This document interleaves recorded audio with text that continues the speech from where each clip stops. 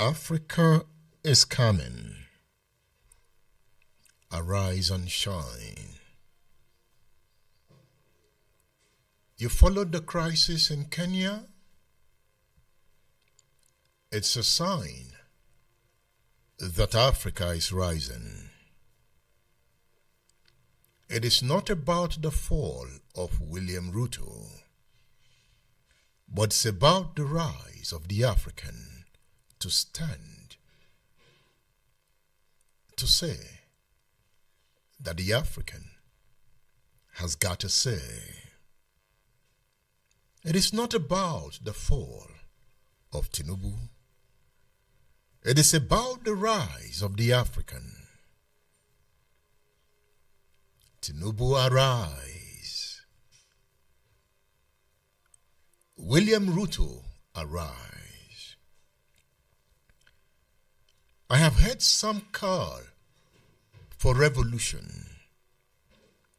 I agree with them. What kind of revolution? It is the revolution of the mind. Remember last week? We talked about the mind.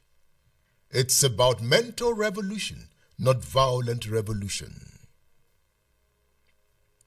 Africa has seen more than enough violence. Having said that, the African leadership has the ball in its court to arise and shine. Hello, Ibadan. Good morning from this side of time. Africa is coming. Welcome to radio. Welcome to Splash 105.5 FM, the Integrity Station. Welcome to my word, the word of history, politics, and power. It's a deep word.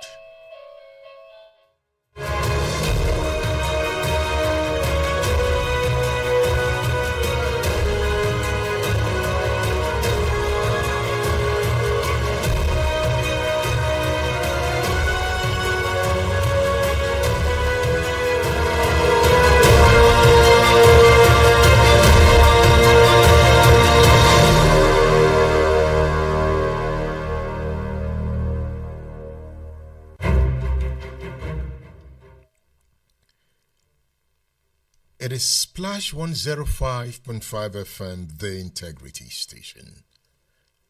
I am Edmondo Pilo. The program is State Affairs. You know, Goodluck Jonathan once said that everyone agrees that if Nigeria fell into a total, all-out fracas, it could mean an African apocalypse that would not just be difficult to contain, but would certainly spill over to other nations of the world with disastrous impact. He says this is one of the reasons it must not happen. I have been reflecting on that word, on the sayings of Goodluck Jonathan. Everyone agrees that if Nigeria fell into a total all-out fracas, it could mean an African apocalypse, which would not just be difficult to contain, but would certainly spill over to other nations of the world with disastrous impact. This is one of the reasons it must not happen, Jonathan concludes. I agree with him. The reason I call for caution in anger, the reason I call for sober reflection. So in this season of redemption, it's about breaking away from the tyranny of custom, tradition, and conventionality. We must change the way we do things. It is about following the light within to illuminate society. It's also about the wisdom to have sublime patience. Our hearts are gladdened as joy unspeakable will come. To be strong and powerful is to rightly control and direct the fluctuating thoughts and impulses within. It's about the strength to resist pleasure and novelty in times of hardship. So you must attune yourself to higher intelligence and consciousness. Then you will grow in progress and innovation. It's also the rule of nations. Are you there? Let me bring you closer to the effect of what I'm talking about. It's a reflection of the decisions we have made over time. I'm taking you to Kenya, and we'll reflect on Kenya, using it to dissect the state of Africa. You know, there is a book entitled The State of Africa by Martin Meredith. It is Splash 105.5 FM, the Integrity Station. Here we go! State Affairs with Edmond Obilo is live. Stay tuned.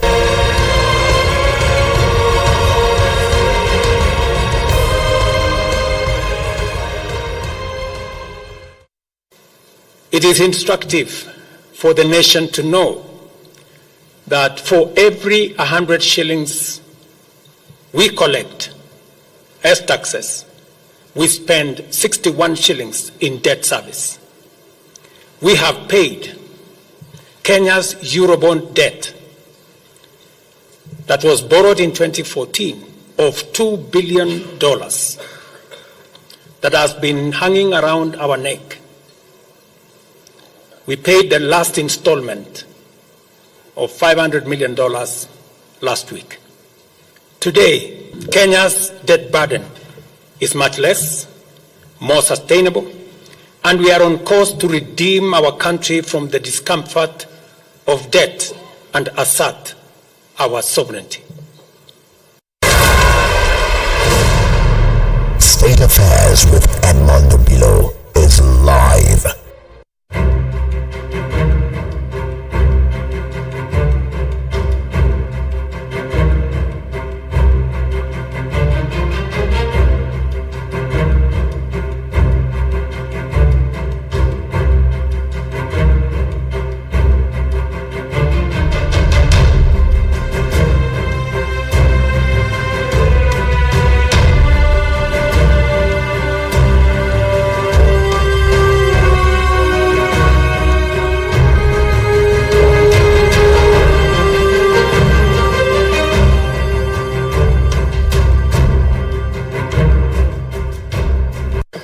Today, Kenya experienced an unprecedented attack on its democracy, rule of law, and the integrity of its constitutional institutions. An otherwise legitimate expression of the fundamental rights and freedoms of assembly, demonstration, picketing, and petitioning of public authorities by a section of law-abiding citizens of the Republic of Kenya was infiltrated and hijacked by a group of organized criminals. Most regrettably, today's attack on Kenya's constitutional order has resulted in the loss of lives, also destruction of property and desecration of institutions and emblems of our sovereignty. Today's events mark a critical turning point on how we respond to grave threats to our national security. I assure the nation that the government has mobilized all resources at the nation's disposal to ensure that a situation of this nature will not recur again at whatever cost. I thank our security officers who were on duty today for applying themselves to the best of their abilities in the defense of Kenya and its people. Accordingly, I have directed all the organs of our national security to deploy measures to thwart any attempt by dangerous criminals to undermine the security and stability of our country.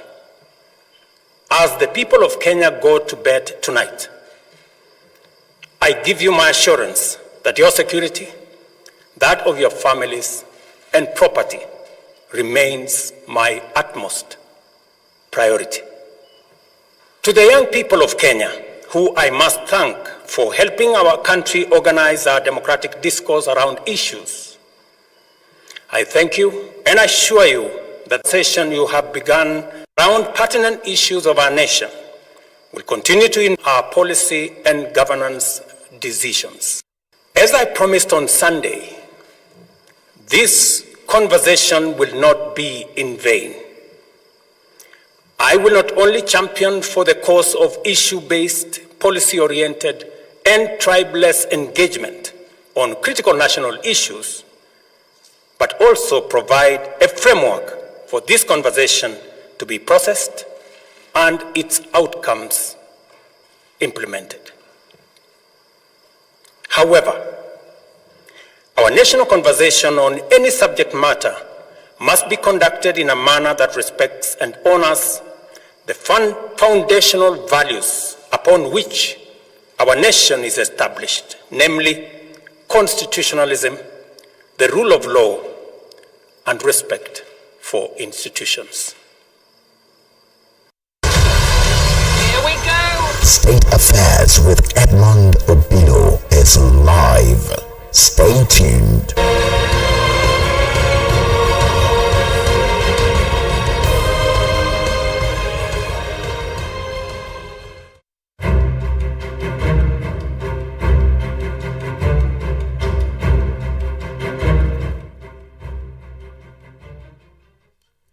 You just listened to the President of Kenya, William Ruto.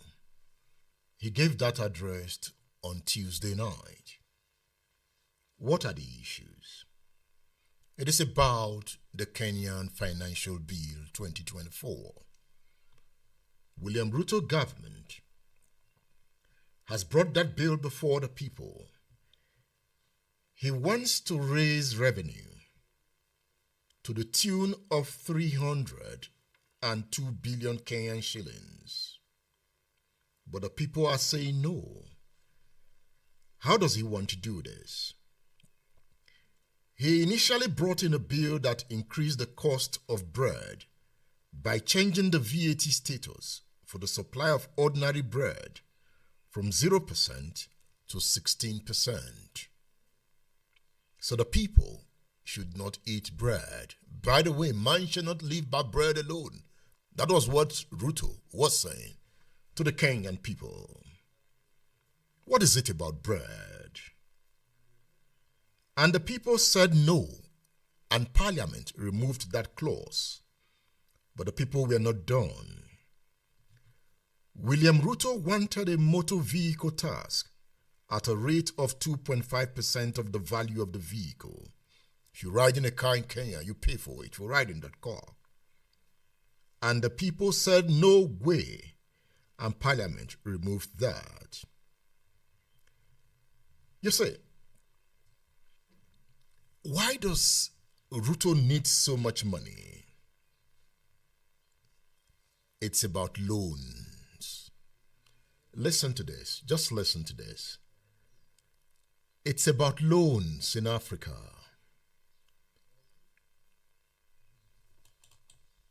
It is instructive for the nation to know that for every 100 shillings we collect as taxes, we spend 61 shillings in debt service.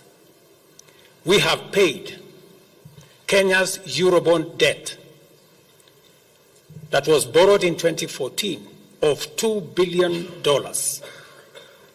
that has been hanging around our neck.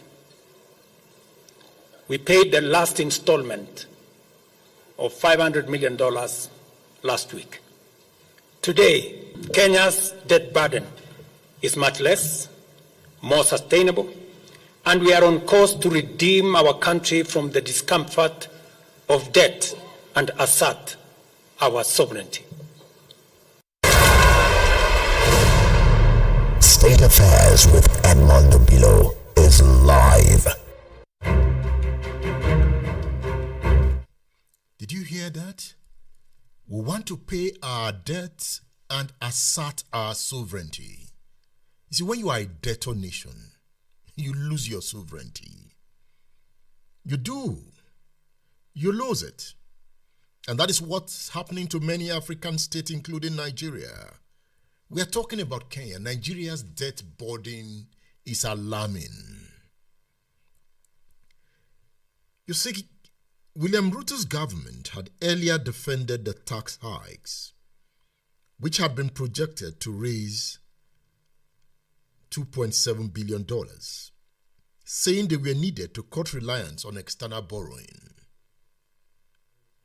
Other proposed taxes that had been asked included ones on cooking oil. He was taxing cooking oil, mobile money services. You know, M-Pesa is very popular in Kenya. He wanted to tax motor vehicles. He went that far. And it meant in Kenya, as we speak, if you are working, you are paying about 40% of your income as tax in Kenya at the moment. You are paying 40% of your tax in Kenya at the moment, 40% out of your income. That is what you give to government. Yet the government is broke. It's about debt. Africa and borrowing. But if you compare the Kenyan economy to the Nigerian economy, the Kenyan economy is more buoyant. In terms of inflationary figures, 2 years ago when I came to Kenya, and recently, I compared the prices of goods. They don't change that much. It's always consistent. That will not happen in Nigeria. In Nigeria, as we speak, we are having about more than 100% increase in the prices of goods and services. No, it's not happening in Kenya. I remember last year when I came to Kenya, I changed a dollar to 165 shillings. Kenya's currency has more value than Naira. That is $1 to 165 shillings. That was the highest.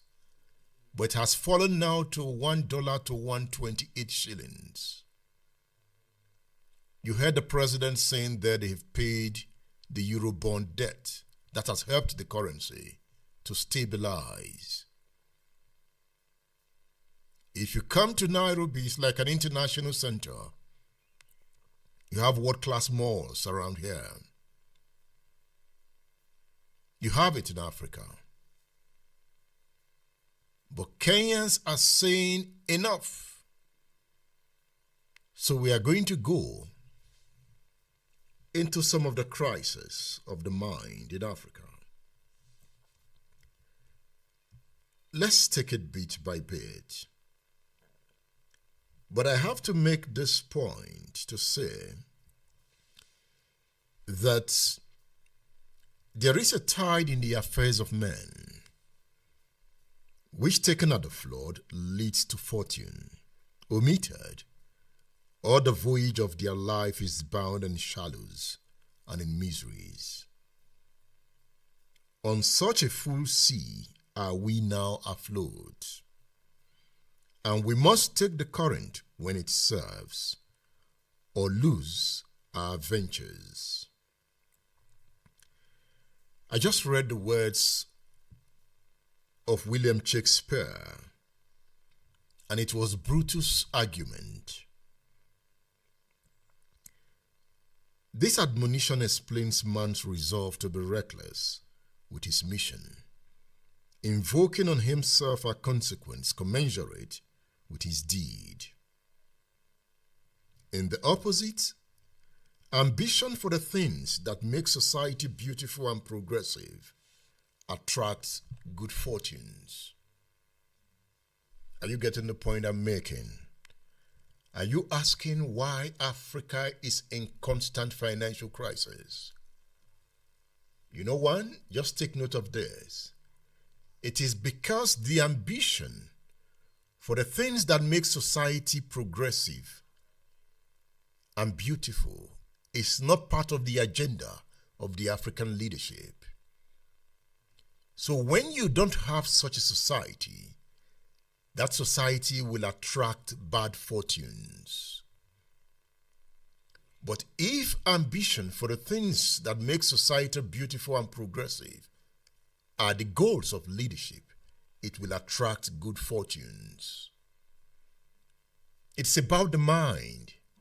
If leadership harbor good intentions, it will reflect on society, and there will be peace.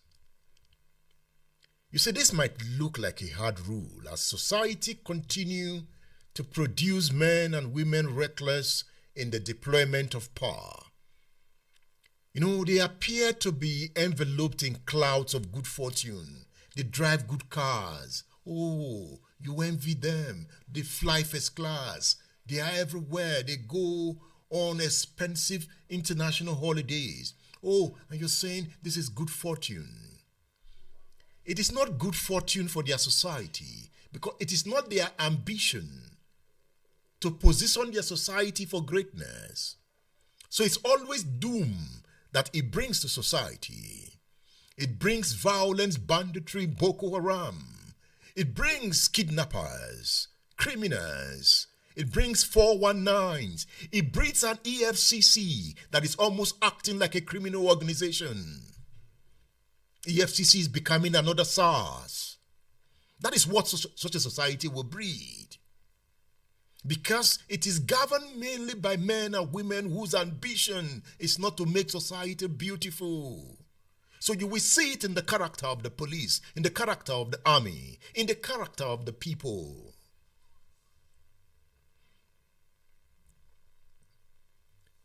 This notion dominates our society. And we have accepted inordinate ambition. So what you have is you now have individual wealth against society progress. In that kind of society, you see the oppressed worshiping their oppressors. They love them. They defend them. Yet they are hungry and dying of starvation. They have lost their minds. A society of the extremely rich minority and the extremely poor majority needs redemption, or it will be consumed by the wrongs it produces in the forms of armed robbery, terrorism, and insurrections. I can see that realization in Kenya. I can see it. You know, they have a deeper democracy in Kenya. It is deeper. Their democracy is more engaging. Their election is fairer. Yes, they've also gone through periods of some form of anarchy, but they survived it. Kenya has never been governed by a military, but it has been governed by dictators. Countries of men and women of wisdom achieve greatness by being examples to the governed. It is not wisdom to mortgage the future of a country and inflict it with desperate and impoverished people. We are seeing that in many African countries. They take loans and there's nothing to show for the loans that they take. Perhaps some of them spend about 20% of the loan. 80% disappears into thin air. The beginning of wisdom is to deviate from the character of leadership that grows societal ills. That is why when I see governors that are making effort to redeem their states, I clap for them. That at the level of our own development, when you spot them, you encourage them so that they can do better. They might not be doing enough, but if we continue to encourage those who have the vision of great society, we'll begin to build a land for all, that land for the common good. The beginning of wisdom is to deviate from the character of leadership that gross societal ills. Leadership is the teacher, but in the absence of it, a society must discover itself to reform leadership. Fellow countrymen and women, the dark shadows of today are a call for the glories of tomorrow. It is important to take to heart the admonition of Frantz Fanon that every generation must mind its mission, and it has the option of either fulfilling it or betraying it. If this generation is not guided, it stands the chance of being a wasted one. But no, we will put this generation to work in the interest of the common good. It is a task that must be done. So there is work to be done. Enlist, arise and shine. We are going to look at neoliberal tendencies that is forcing many African states into poverty. And what do we do to change the system? Yes, we can. Get your phones, leave your comments. We are streaming on all social media platforms: YouTube, Facebook, X, LinkedIn. Come, let's go together. You can listen to State Affairs on State Affairs app. Download the app on Google Play Store and iOS.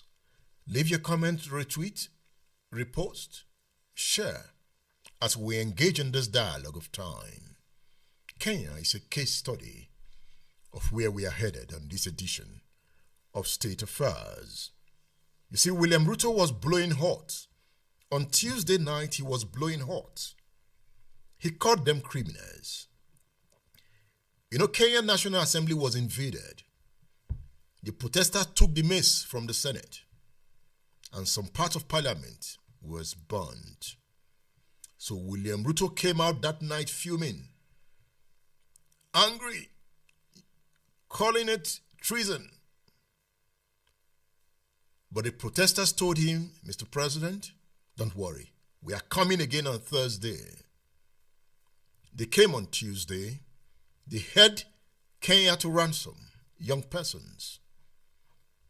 And the president brought out soldiers, and they told Mr. President, on Thursday, you are going to kill us. We are coming again. This time, we are coming to State House. So after blowing hot, let's listen to William Ruto blowing hot. Then we'll listen to Ruto blowing cold. And then you see people power. They understand it in Kenya. That is why they came out with a new constitution about 10 years ago. They respond to time, though slowly, but I can see them evolving. I can see their democracy evolving. You know, recently Ruto was given a red carpet welcome by the President of America, Joe Biden.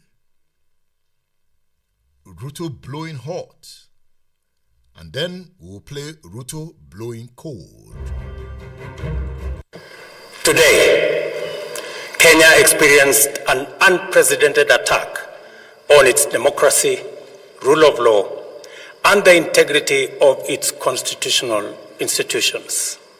An otherwise legitimate expression of the fundamental rights and freedoms of assembly, demonstration, picketing, and petitioning of public authorities by a section of law-abiding citizens of the Republic of Kenya was infiltrated and hijacked by a group of organized criminals.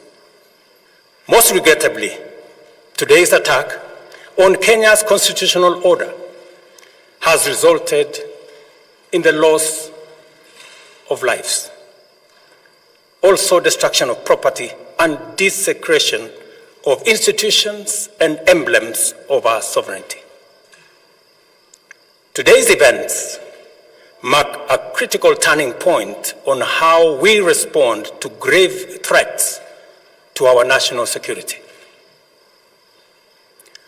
I assure the nation that the government has mobilized all resources at the nation's disposal to ensure that a situation of this nature will not recur again at whatever cost. I thank our security officers who were on duty today for applying themselves to the best of their abilities in the defense of Kenya and its people. Accordingly, I have directed all the organs of our national security to deploy measures to thwart any attempt by dangerous criminals to undermine the security and stability of our country. As the people of Kenya go to bed tonight, I give you my assurance that your security, that of your families and property, remains my utmost priority. To the young people of Kenya, who I must thank for helping our country organize our democratic discourse around issues, I thank you and assure you that the session you have begun around pertinent issues of our nation will continue to inform our policy and governance decisions. As I promised on Sunday, this conversation will not be in vain. I will not only champion for the cause of issue-based, policy-oriented, and tribeless engagement on critical national issues, but also provide a framework for this conversation to be processed and its outcomes implemented.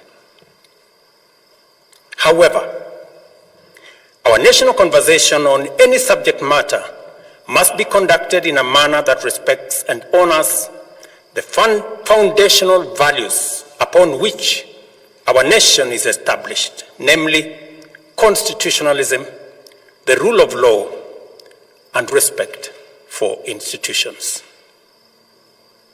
Here we go! State Affairs with Edmond Obino is live. Stay tuned.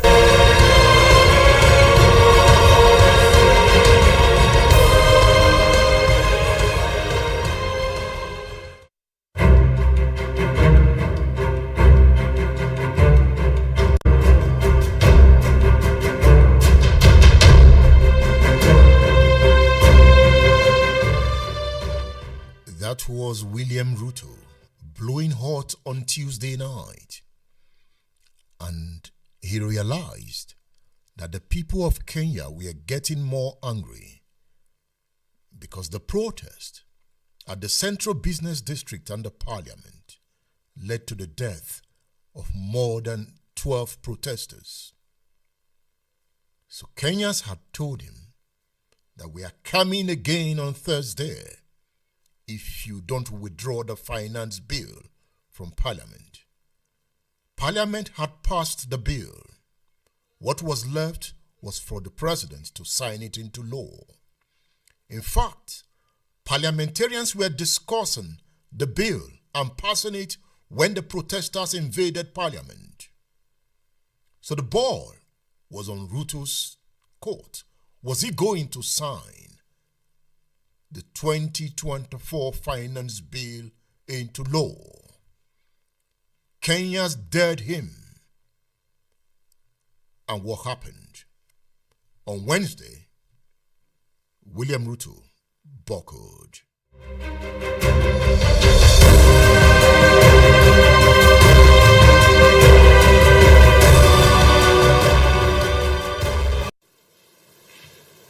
And that is why I commend these members of Parliament for agreeing with us that all the priority areas I have mentioned were the right priorities to be funded. And by so doing, they supported the proposal to incorporate also the views of the people. These members of Parliament came back to us after they went to listen to the people of Kenya. And they came back and reduced the budget on their own by 146 billion shillings. Notwithstanding all these concessions, it has become evident that members of the public still insist on the need for us to make more concessions. And because I run a government, but I also lead people, and the people have spoken, I am grateful to all the members of the National Assembly who voted yesterday affirmatively for the Finance Bill 2024 as amended on the floor of the House to incorporate the views generated through public participation. And following the passage of the bill, the country witnessed widespread expression of dissatisfaction with the bill as passed, regrettably resulting in the loss of life, destruction of property, and desecration of constitutional institutions. On my own behalf, and on behalf of these members and many other Kenyans, I send my condolences to the families of those who lost their loved ones in this very unfortunate manner. Consequently, having reflected on the continuing conversation around the content of the Finance Bill 2024, and listening keenly to the people of Kenya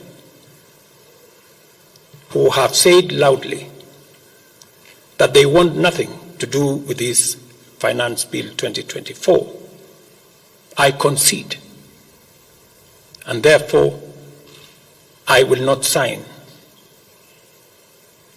the 2024 Finance Bill, and it shall subsequently be withdrawn, and I have agreed with these members that that becomes our collective position. Here we go. State Affairs with Edmond Obino is live. Stay tuned.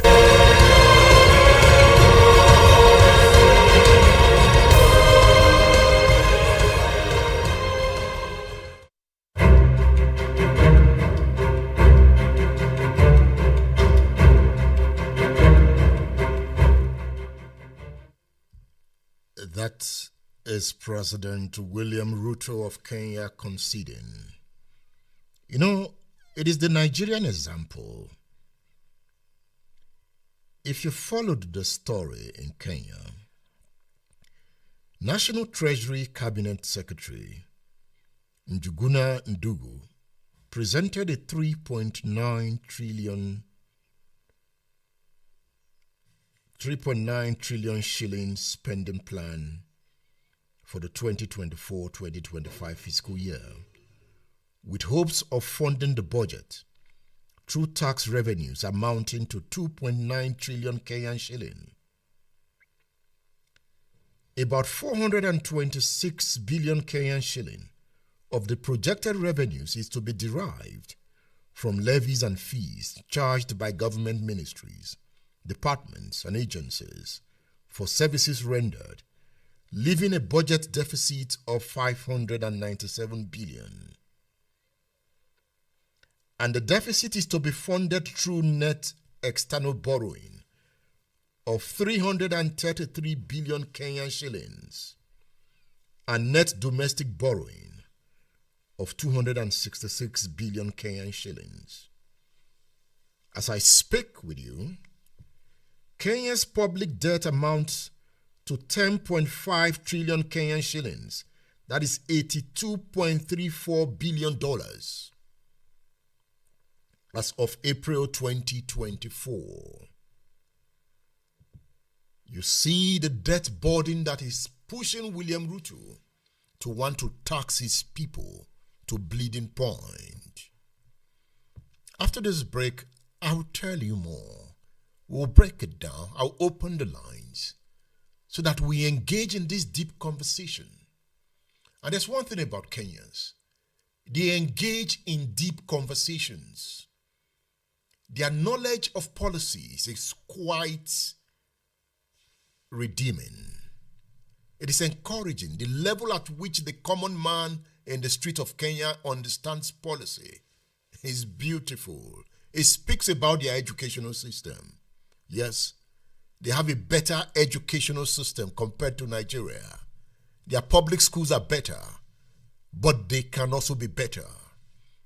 Their private schools are some of the best anywhere in Africa. So you can see it also reflects on their thoughts. They are calmer, but they can be a bit laid back. If they had that hustling spirit like Nigeria, they would be far ahead of us. All right. Take a cup of water as we advance the subject in the class. All right? It is the radio man's time. It is Splash 105.5 FM, the Integrity Station. I am Edmondo Pillow. Stay tuned.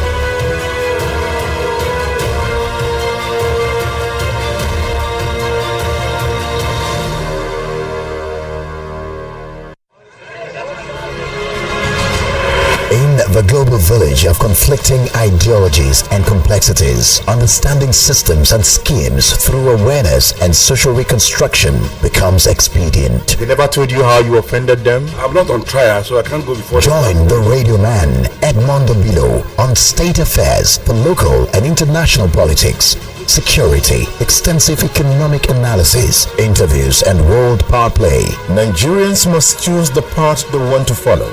Follow the same looters and sponsors of violence who control the political structures or encourage the formation of a new leadership team. Be a global citizen and join the radio revolution on State Affairs. State Affairs with Edmond Obilo.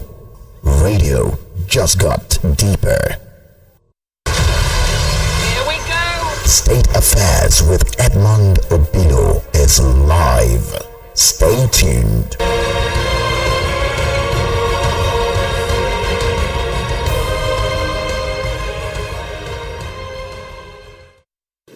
When I assumed office 20 months ago, our country was facing tremendous economic challenges.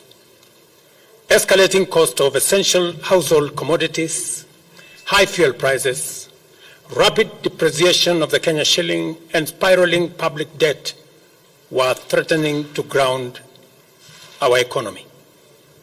My administration has worked hard and consistently so that today, the prices of essential commodities like unga have dropped from 240 shillings for a 2-kilogram packet to Kenya shillings 100, majorly attributed to our fertilizer subsidy program, the resilience of our farmers, and good rains that were given to us by God.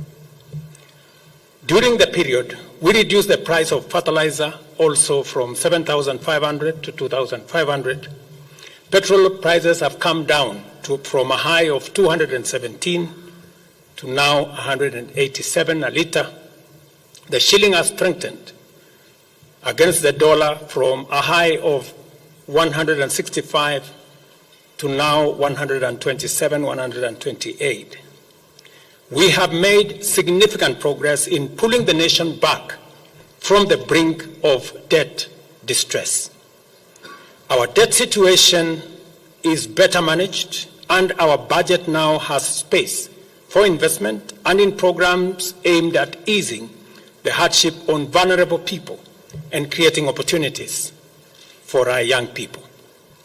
Our GDP grew by 5.6% last year, ranking Kenya among the 27 fastest growing economies in the world. Our inflation figures have fallen from a high of 9 and 8% in May last year to 5% in April this year. Well, I think as Nigerians, first and foremost, we need to take ownership of what's going on in the country. And when I say ownership, it is not the time for us to start. Here we go. State Affairs with Edmond Obilo is live. Stay tuned.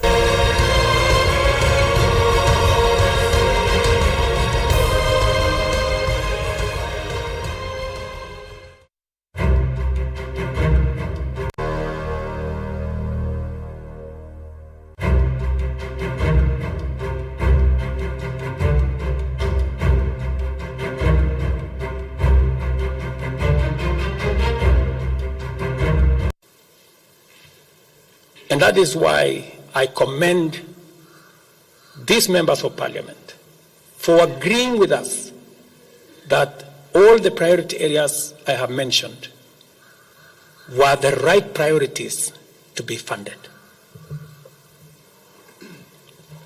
And by so doing, they supported the proposal to incorporate also the views of the people.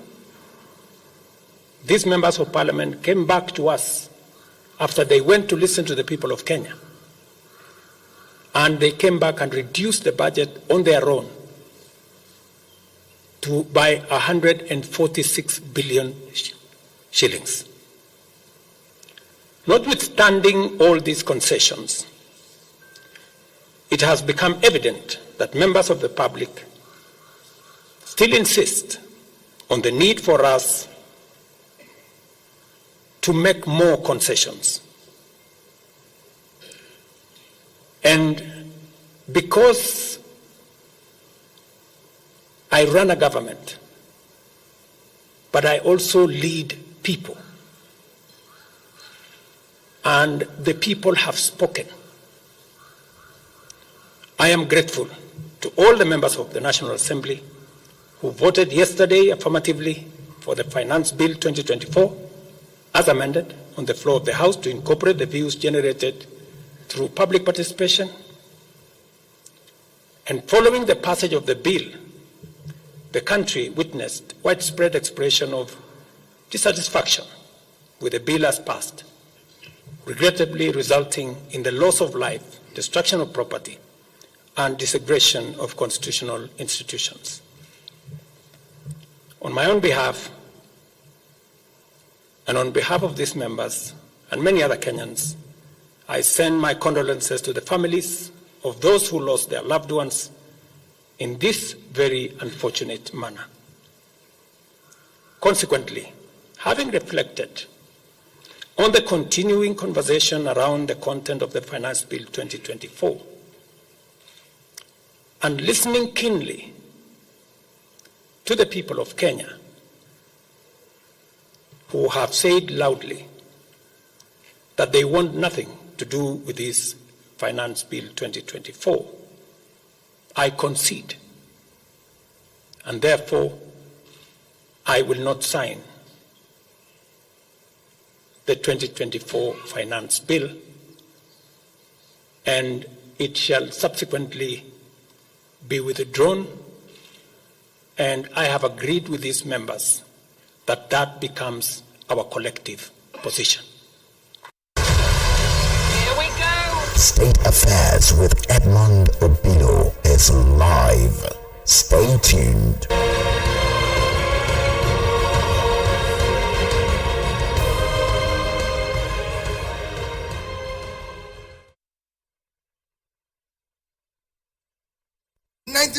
September, when Tafa Balewa wrote the World Bank to borrow $82 million to build the Kainji Dam. So you were able to generate over 1,000 megawatts of electricity in the 60s. Almost 60 years after, you cannot generate 4,000. It's unacceptable. I just went to Egypt. They're doing 58,000. 100 million people. And they only added 30,000 in the last 5 years. All the people I met in the power plants and everything were engineers Egyptians trained in universities in Egypt. When I went to the ministries, they are the same thing. They were all educated in Egypt. This is not an African country. So you need to invest in your people in education. I've visited all the states of Nigeria. There's no production because you have not invested in the people. Niger State, 76.3 square kilometers of land. They can't feed themselves. They can't feed Nigeria. Netherlands is 33,000 square meters. 33,000 square kilometers. They exported last year 120 billion worth of agriculture. A state twice their size, 2.5 times their size, and their winter cannot feed themselves. You have not invested in the human being. You need to do that investment. Taraba, 54.6 thousand square kilometers of land with Mambila Plaza, where you can do coffee, tea, and flour. Kenya exported 600 million worth of flour. Those who pick flour in Kenya are paid $100. Ethiopia exported coffee, $1.1 billion. You can grow it there. Sierra Leone, with all their problems, 1.4 billion coffee, you can grow it there.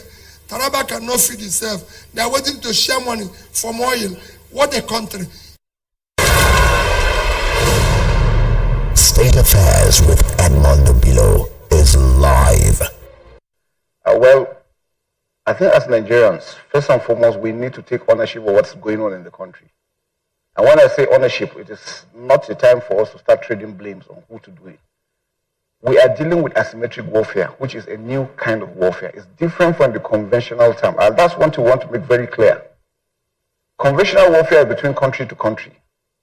Now, asymmetric warfare, you are dealing with non-state actors, people you don't know, people that are your own.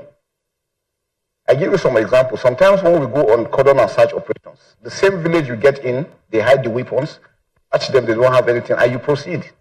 And they dig out these weapons and fire you from the rear. It is difficult because you don't even know who is your enemy. Everybody is an enemy. There is no front. Everywhere, is a front as much as possible. Now, the challenges we're having is that understanding. I'm happy that it is changing. And if you see from what the armed forces and the police are doing now, we are being very people-centric in our approach because we understand that asymmetric warfare has to do with the people. Wherever we are protecting, wherever we're guiding, wherever we're operating, if we don't have the buy-in of the people, then there's a big challenge. And that's the problem. Now, why do we have challenges in the country? It did not start now. It has started since. My advice always is no country should allow asymmetric warfare to commence. It is difficult to eradicate. Why? You are dealing with ideology. And once you have that ideology built in, it's difficult because you see the person, you don't know what he's thinking about. You don't know what is in his mind. We have seen people that we have told them they're still telling us that we are wrong and they are right, as it is.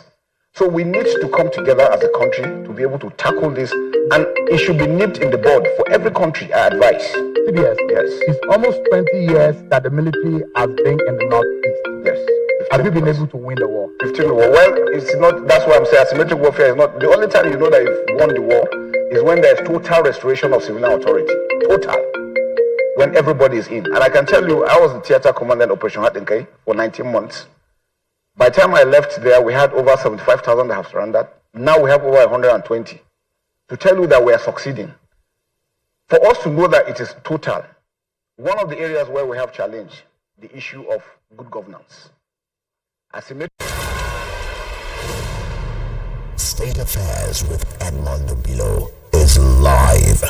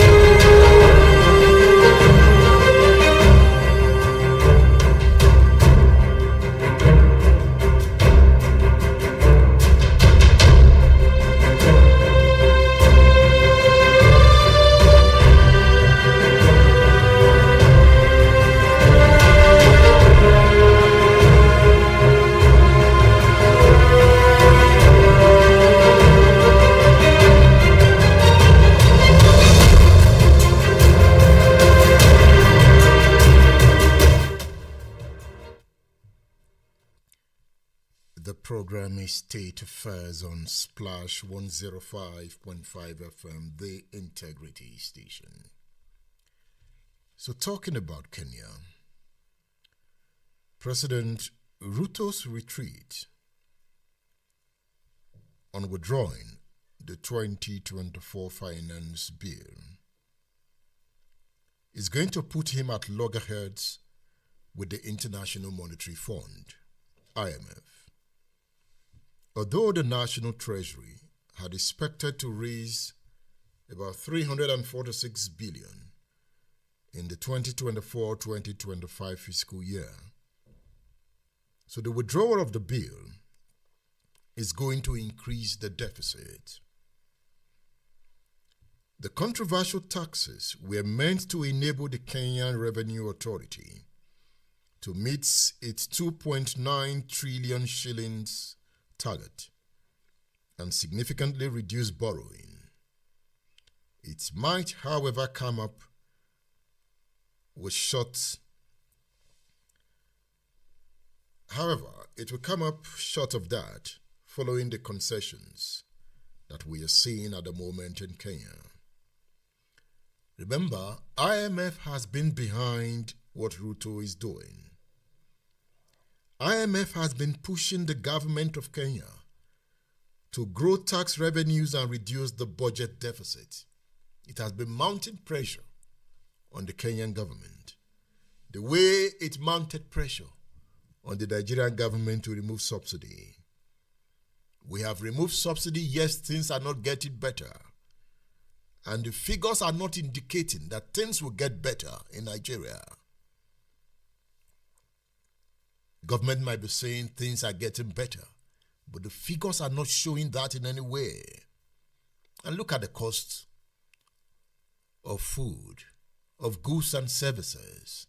Those are simple measures for you to answer those questions yourself. So IMF is behind this, and it's about neoliberal policies. I went back to look at a book entitled Making Globalization Work. It's a book written by Joseph Stiglitz, an American economist. Because I've been asking, is market economy the best way to grow African economies? You know, free market. We hear free market. Let market control price. That's what Tinubu said. Subsidy is gone.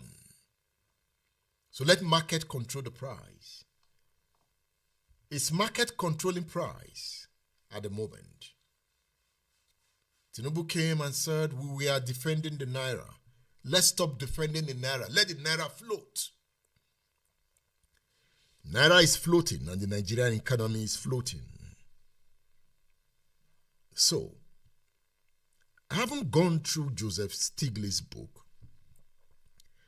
I want to bring some points he raised in that book. Remember, Stiglitz won the Nobel Prize in Economics in 2001. He's also a former chief economist of the World Bank. So when I talk of the IMF, I'm also talking of the World Bank. In his book, Making Globalization Work, he said that his research on the strength and limitations of the market economy had not only cast doubt on the validity of general claims about market efficiency, but also on some of the fundamental beliefs underlying globalization, such as the notion that free trade is necessarily welfare enhancing. I hope you know that even European powers, America, they subsidize some product, even food, even power, energy. Yet they talk about free trade. Remember, they are also welfare economy. Yet they talk about free trade. He says his research shows the deep underlying flaws in IMF economists in market fundamentalism. The belief that markets by themselves lead to economic efficiency. Is this not how Tinubu is thinking? That market leads to efficiency. But 1 year gone, the Tinubu government is driving Nigerians to extreme poverty. Stiglitz, a former chairman of the United States Council of Economic Advisors during the presidency of Bill Clinton, says unguided free trade is detrimental to the economy of a country like Nigeria. So is Tinubu saying that Nigeria must have a brand of capitalism that works for it? Has Tinubu been able to put that on the table? Remember what she said while he was delivering his State of the State address about the federal government.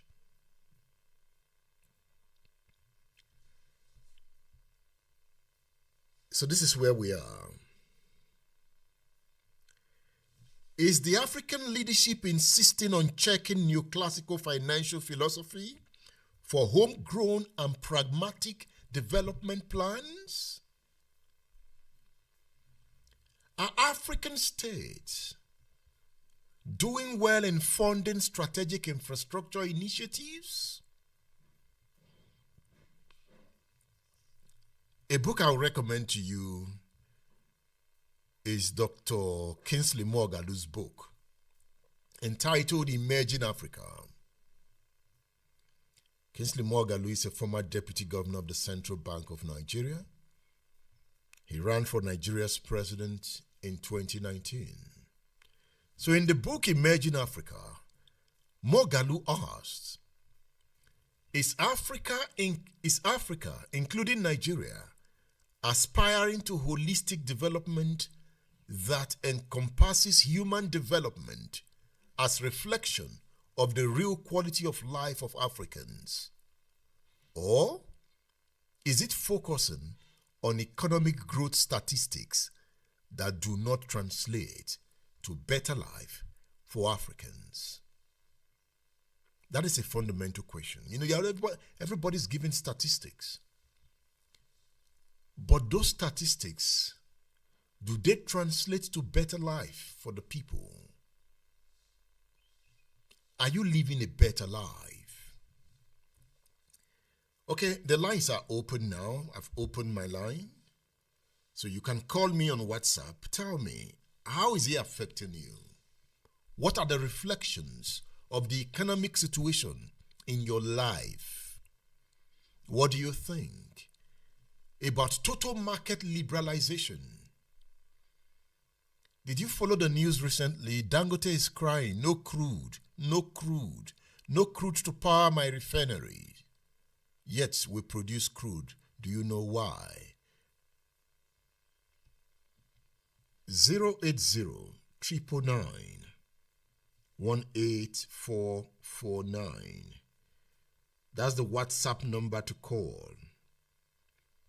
080-999-18449. You followed the Kenyan protest. What do you have to say?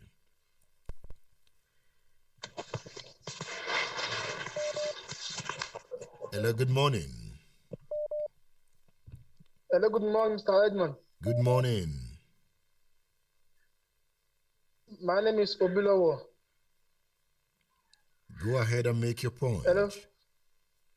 Okay. I'm calling from Mana. Yeah, concerning the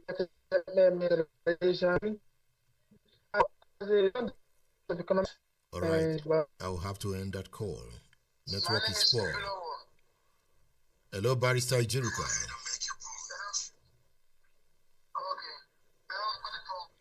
Barrister Ijiruka, turn off your radio now. Okay, Ijiruka is not ready. All right, the lines to call. The line to call is 080-999. You remember, there is a delay. I'm transmitting through the internet, so there is delay. Once your call begins to read, don't listen to your radio because it will be delayed. But look at your phone, don't listen to your radio. Once I've picked your call, it will begin to read. Leave your radio because there will be delay. If you are monitoring your radio, there's that delay. So once I pick and it's reading, just go ahead and make your point. Turn down the volume of your radio set, especially when you are listening on Splash. But for those listening online, I think it might be at the same time. So when you are listening on Splash, there's that delay. So once I pick your call, just go ahead and make your point. Just turn down the volume of your radio set so that you listen to what is coming out from the phone. All right?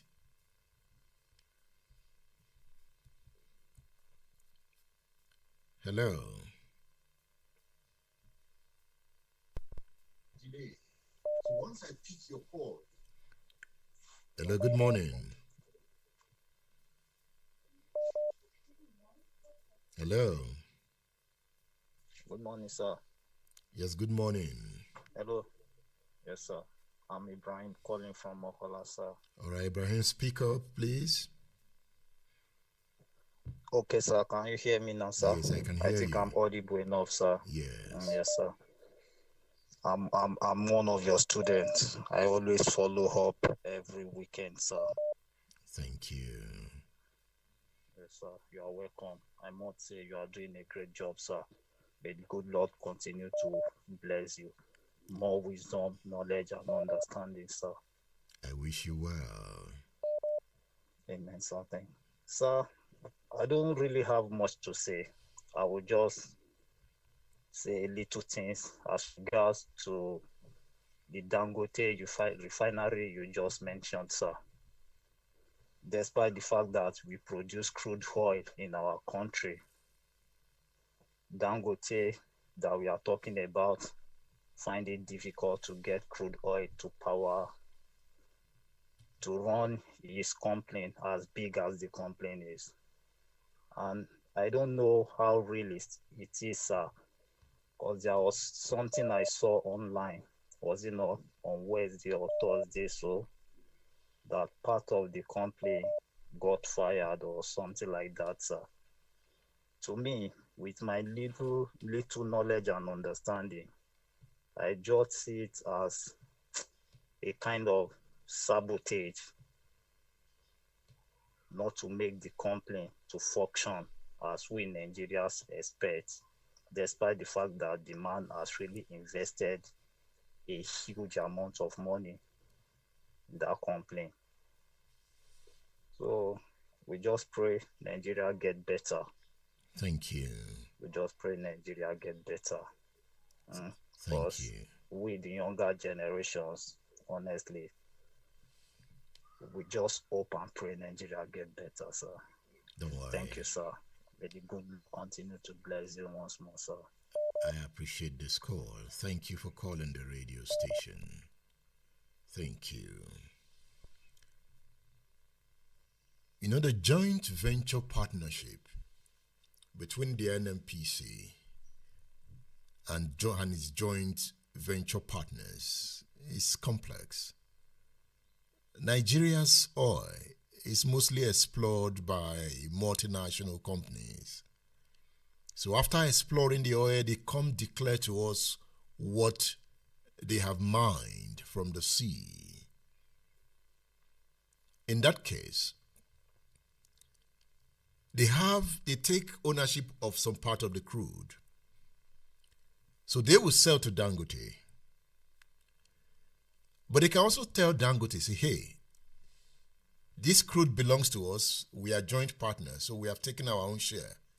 So we are taking it to our country. Dangote, if you want to buy, come and buy from our country, and then you bring it back to Nigeria.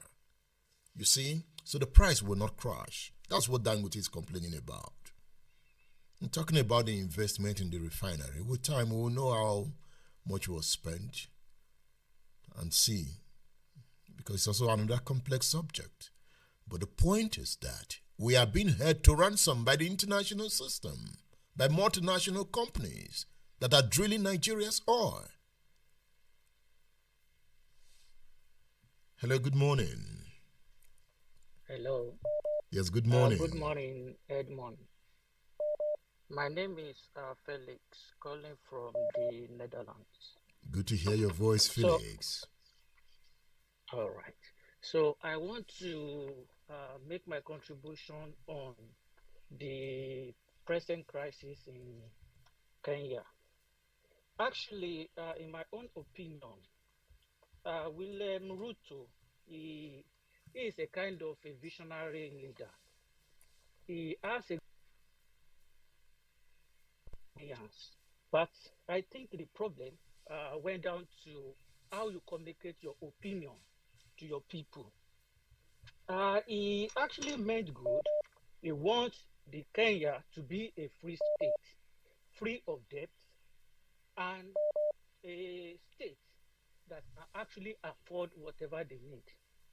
But in my own opinion, I think since democracy is a government of the people by the people, and also for these people, he ought to have a representative, discuss the plan with them that, okay, look, see, this is what is happening, and this is what we need to do.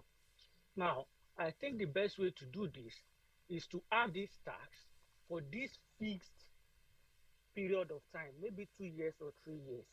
Then after paying for the external debts, then things can be so comfortable for Kenya and the Kenyans. I think the problem or the mistake he made boils down to communication with his people. But to me, what he did was right, but the way and the way he executed it was the process rather is faulty. Thank you so much. Thank you. Thank you for calling the radio station. Let's engage. Let's engage. Let's talk. Call 080 18449. WhatsApp calls only 080 18449. You can also leave your comments on X. Let's go on X and see. Let's do X now. Let me know what you're talking about on X. I'm on X at the moment. Good. Let's see. Abeza Chasobina says Africa will arise and shine if and only if Africans stop complaining and practically work towards solving our problems. The remedy to Africa's problem is within each African. Overcome slavish thoughts, slavish desires, and slavish habits. Our problems are not externally hinged. That is Abeza Chasobina on X.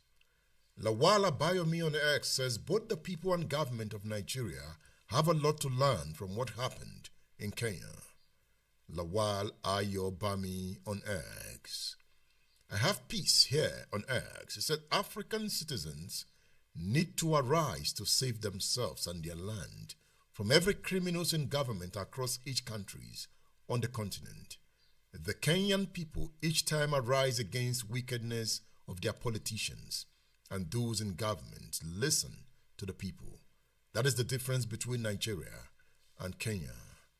Ayotunde is on X. He says Africa is going to take over the world. All right, we're waiting. So let's go on Facebook and see what you've got to say on Facebook. Leave your comments, repost, and you can also quote. On Facebook, I can see Akonye Umoba. He says, good morning and happy weekend to you. Thank you for being there. Akonye Umoba said, Christopher Musa is crying like a crocodile. Yes, I played Christopher Musa, the chief of defense staff. You know, I'm going to look at Christopher Musa in subsequent editions. And in subsequent editions, we are going to have an analysis of Nigeria's debt profile. Okay, Abdusalam Musbaudin is on. Good morning. Okay, it's still connecting. That must be network. I have to end that. Okay, we have another caller here. Good morning. Hello? Hello? Hello, good morning. Yes, good morning. This is Henry calling from Ibadan. All right, Mr. Henry. Calling from Ibadan. Make your point. Thank you, Mr. Radio Man. My point is just based on Dangote refinery. Now, when he started the refinery, I actually laughed. Why? Because the beautiful ones are not yet born, while the old one refuses to die. The old one that refuses to die are the ones that will not make Nigeria to work well, because they benefit from it. We generate electricity in Nigeria, we find it difficult having stable power supply. Is it a refinery that all these multinational companies have taken over that is going to get the crude from? It's not possible. It's not getting it right from the beginning. And Nigeria government too is not even helping matters at all, because this is indigenous. When we find it difficult trying to revive our refinery, Dangote should have sit back and watch. But he thought, since he has been excelling in every aspect that he touched, that it's possible for him to still go ahead and do the same thing in NMPC. Now, if you take your research very well and you do your investigation, you discover those that are working in Chevron, NMPC, they are being paid in dollar right in this country, which is very wrong. So for Dangote, he should be able to, dance to their tune, get it. We are used to it in Nigeria.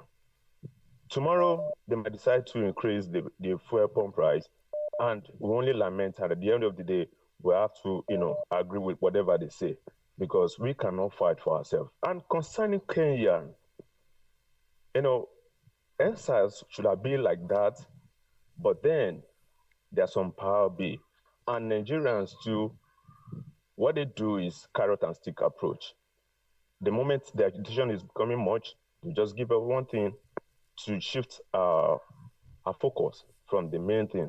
So, Radio Man, this is how we found ourselves in this country until the old one that refuses to die leave the corridors of power. That is the only time Nigeria can be good. Thank you. Thank you for calling the radio station. You said the Vice President, Oil and Gas at Dangote Industries Limited, Dawakuma Edwin, has accused international oil companies, IOCs, in Nigeria of doing everything to frustrate the survival of Dangote Oil Refinery and Petrochemicals. He said the IOCs were deliberately and willfully frustrating the refinery's efforts to buy local crude by jacking up high premium price above the market price, thereby forcing it to import crude from countries as far as United States with its attendant high cost. Speaking to a group of energy editors at a one-day training program organized by the Dangote Group, Edwin also lamented the activity of Nigerian Midstream and Downstream Petroleum Regulatory Authority in granting licenses indiscriminately to marketers to import dirty, refined products into the country. He said the federal government issued 25 licenses to build refineries, and we are the only one that delivered on the promise. In effect, we deserve every support from the government. It is good to note that from the start of production, more than 3.5 billion liters, which represents 90% of our production, have been exported.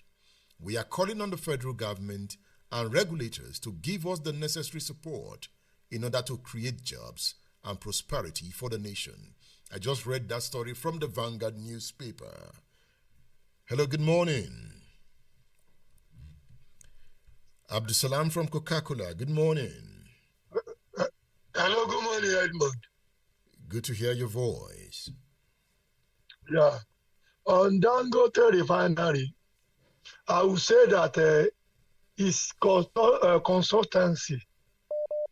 The company gave the consultancy contract to, they didn't do their work fully. Because you have to know where your raw material is coming from.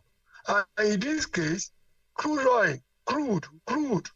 So it's like they get it wrong from the beginning as to their contract paper or agreement with the federal government.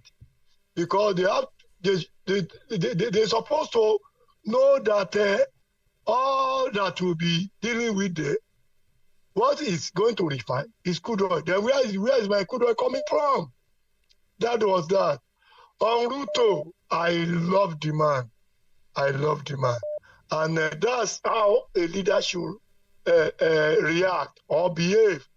He talked tough, but at the end of the day, he knows that the people have gotten the power because they show his government, but he's just come back to the people again. I make sure he in his broadcast, he say it's like someone tender apology. And you can see that the intention is good. The intention is good. He said they have paid $2 billion out of the money previous government has borrowed. And it has given that economy a kind of a lift. I want to make it further because sovereignty is important when we are talking of Committee of Nations. Sovereignty is important. So I wish him well, and I think he should go back to round table with his cabinet and find another means of going about his government. And someone said that I forgot, but the man is meant well. So we should applaud him and the people of Kenya for fighting for their right. Thank you. Thank you, Abdusalam from Coca-Cola. That's Misbauddin Abdusalam from Coca-Cola. Let's look at more messages on Facebook. Toluwani Ade Tuashe says, you are taxing ordinary citizens, whereas some people have looted the country's wealth, that their fifth generation don't have to work all their life. Okay? Let the messages keep coming. I can see John Okoroafo. Say, Radio Man, good morning. Is Nigeria ready to rise and shine? Omotayo Oluwarotimi Onobamiro says, good morning, Edmund. Africa does not have any economic development because of the mind and lack of mind power of the people. He says our professors, lecturers, scientists, and engineers only theorize. They do not produce any goods and services for the common good and for the growth of African economies. That is from Oluwarotimi Onobamiro. John Oguche Onyisi says the case of Nigeria as a big or giant of Africa is that her younger nations are showing her the way to go about economic reforms. Leg is now washing hands, he says. That is John Oguche Onyisi. The case of Nigeria as a big or giant of Africa is that her younger nations are showing her the way to go about economic reforms. Leg is now washing hands. Kenya is not younger to Nigeria. Nigeria is just more populous. Size does not make you the best. No, those countries are, even Kenya is more advanced in its democracy. So it's not even younger. You go to places like Tanzania, their democracy is mature. They are calmer. Kenya has become an ICT hub in Africa. The United Nations headquarters in Africa is in Kenya. If you come to Nairobi, you see. You go to places like Naivasha, you see what Kenya is doing with tourism. Go to Maasai Mara, you see what Kenya is doing with tourism. If you go towards the Limuru axis, you see where they are planting flowers. Go to Naivasha, they plant flowers, they are exporting out of Kenya every day. You see cargo planes leaving Kenya. So that Nigeria is big does not make it the big brother. Let's get that point clear. It's not about size. It's about the value you bring to development. Most countries in Europe are small.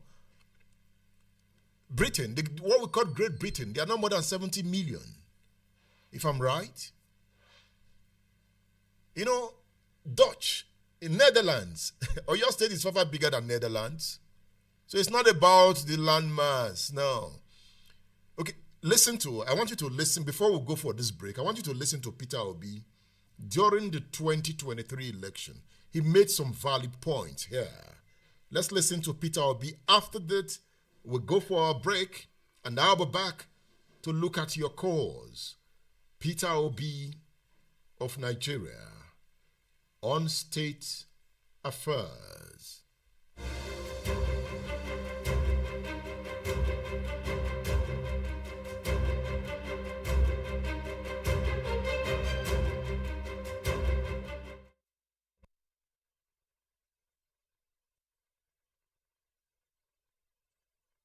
In 1964 September, when Tafa Balewa wrote the World Bank to borrow $82 million to build the Kainji Dam. So you were able to generate over 1,000 megawatts of electricity in the 60s. Almost 60 years after, you cannot generate 4,000. It's unacceptable. I just went to Egypt. They're doing 58,000. 100 million people. And they only added 30,000 in the last 5 years. All the people I met in the power plants and everything were engineers, Egyptians, trained in universities in Egypt. When I went to the ministries, they are the same thing. They were all educated in Egypt. This is not an African country. So you need to invest in your people in education. I've visited all the states of Nigeria. There's no production because you have not invested in the people. Niger State, 76.3 square kilometers of land. They can't feed themselves. They can't feed Nigeria. Netherlands is 33,000 square meters. 33,000 square kilometers. They exported last year 120 billion worth of agriculture. A state twice their size, 2.5 times their size, and their winter cannot feed themselves. You have not invested in a human being. You need to do that investment. Taraba, 54.6 thousand square kilometers of land with Mambila Plaza, where you can do coffee, tea, and flour. Kenya exported 600 million worth of flour. Those who pick flour in Kenya are paid $100. Ethiopia exported coffee, $1.1 billion. You can grow it there. Sierra Leone, with all their problems, 1.4 billion coffee, you can grow it there. Taraba cannot feed itself. They are waiting to share money from oil. What a country. State Affairs with Edmond Obilo is live.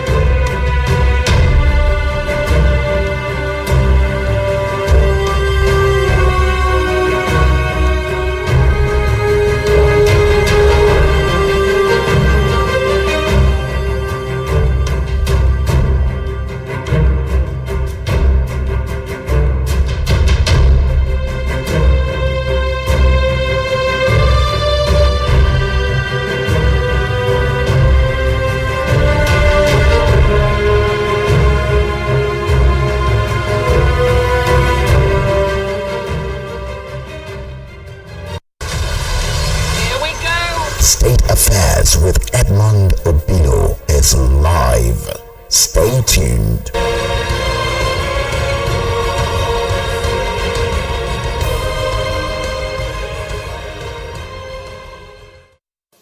Early this year, Treasury had proposed a budget of 4.18 trillion.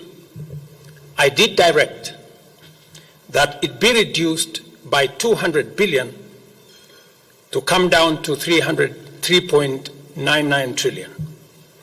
The Finance Bill 2024, generated to actualize this budget, underwent public participation, which resulted to concessions by which we agreed to drop proposals on VAT on bread, motor vehicle circulation tax, VAT on locally manufactured diapers and sanitary pads, as well as excise duty on money transfer services, among others.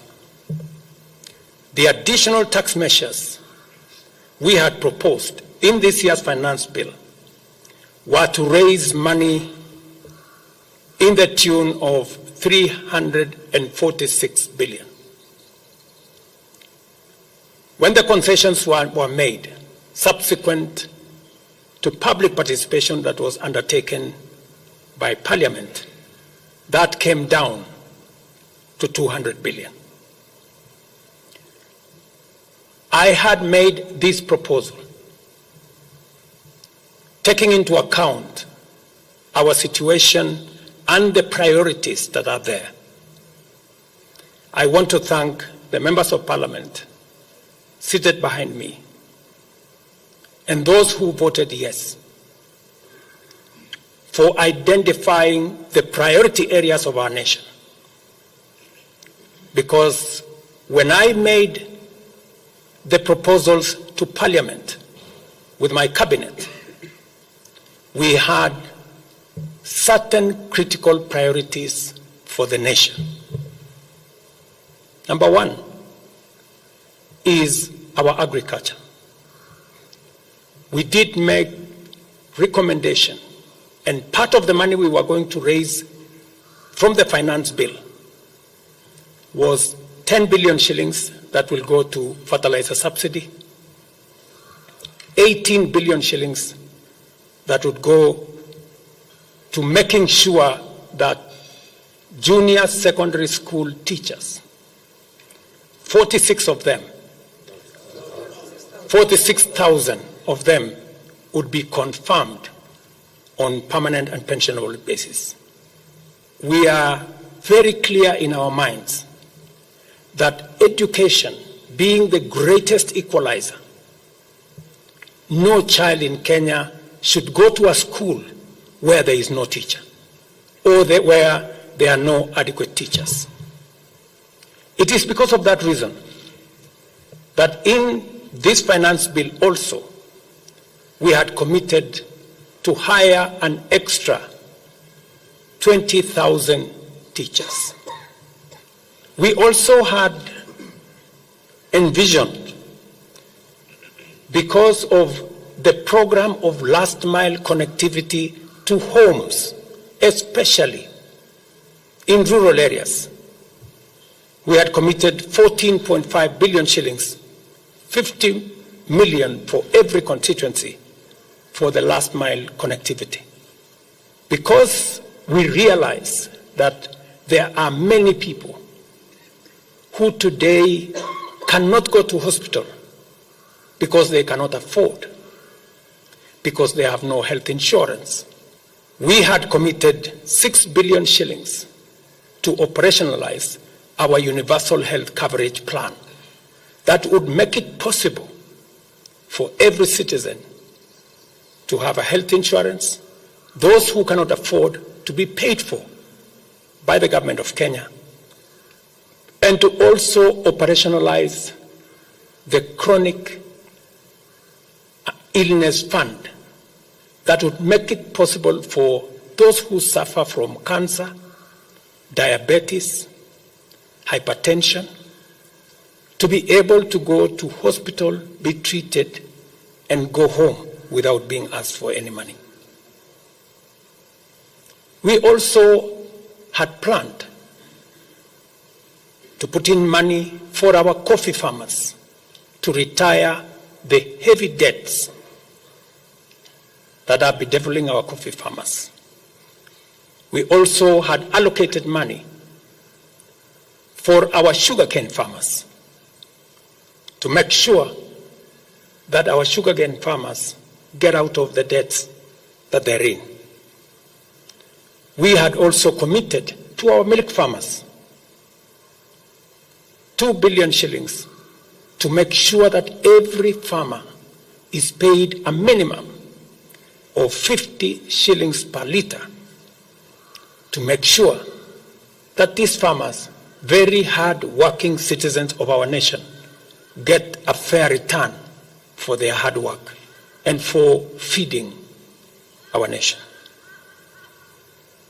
Here we go. State Affairs with Edmond Obilo is live. Stay tuned.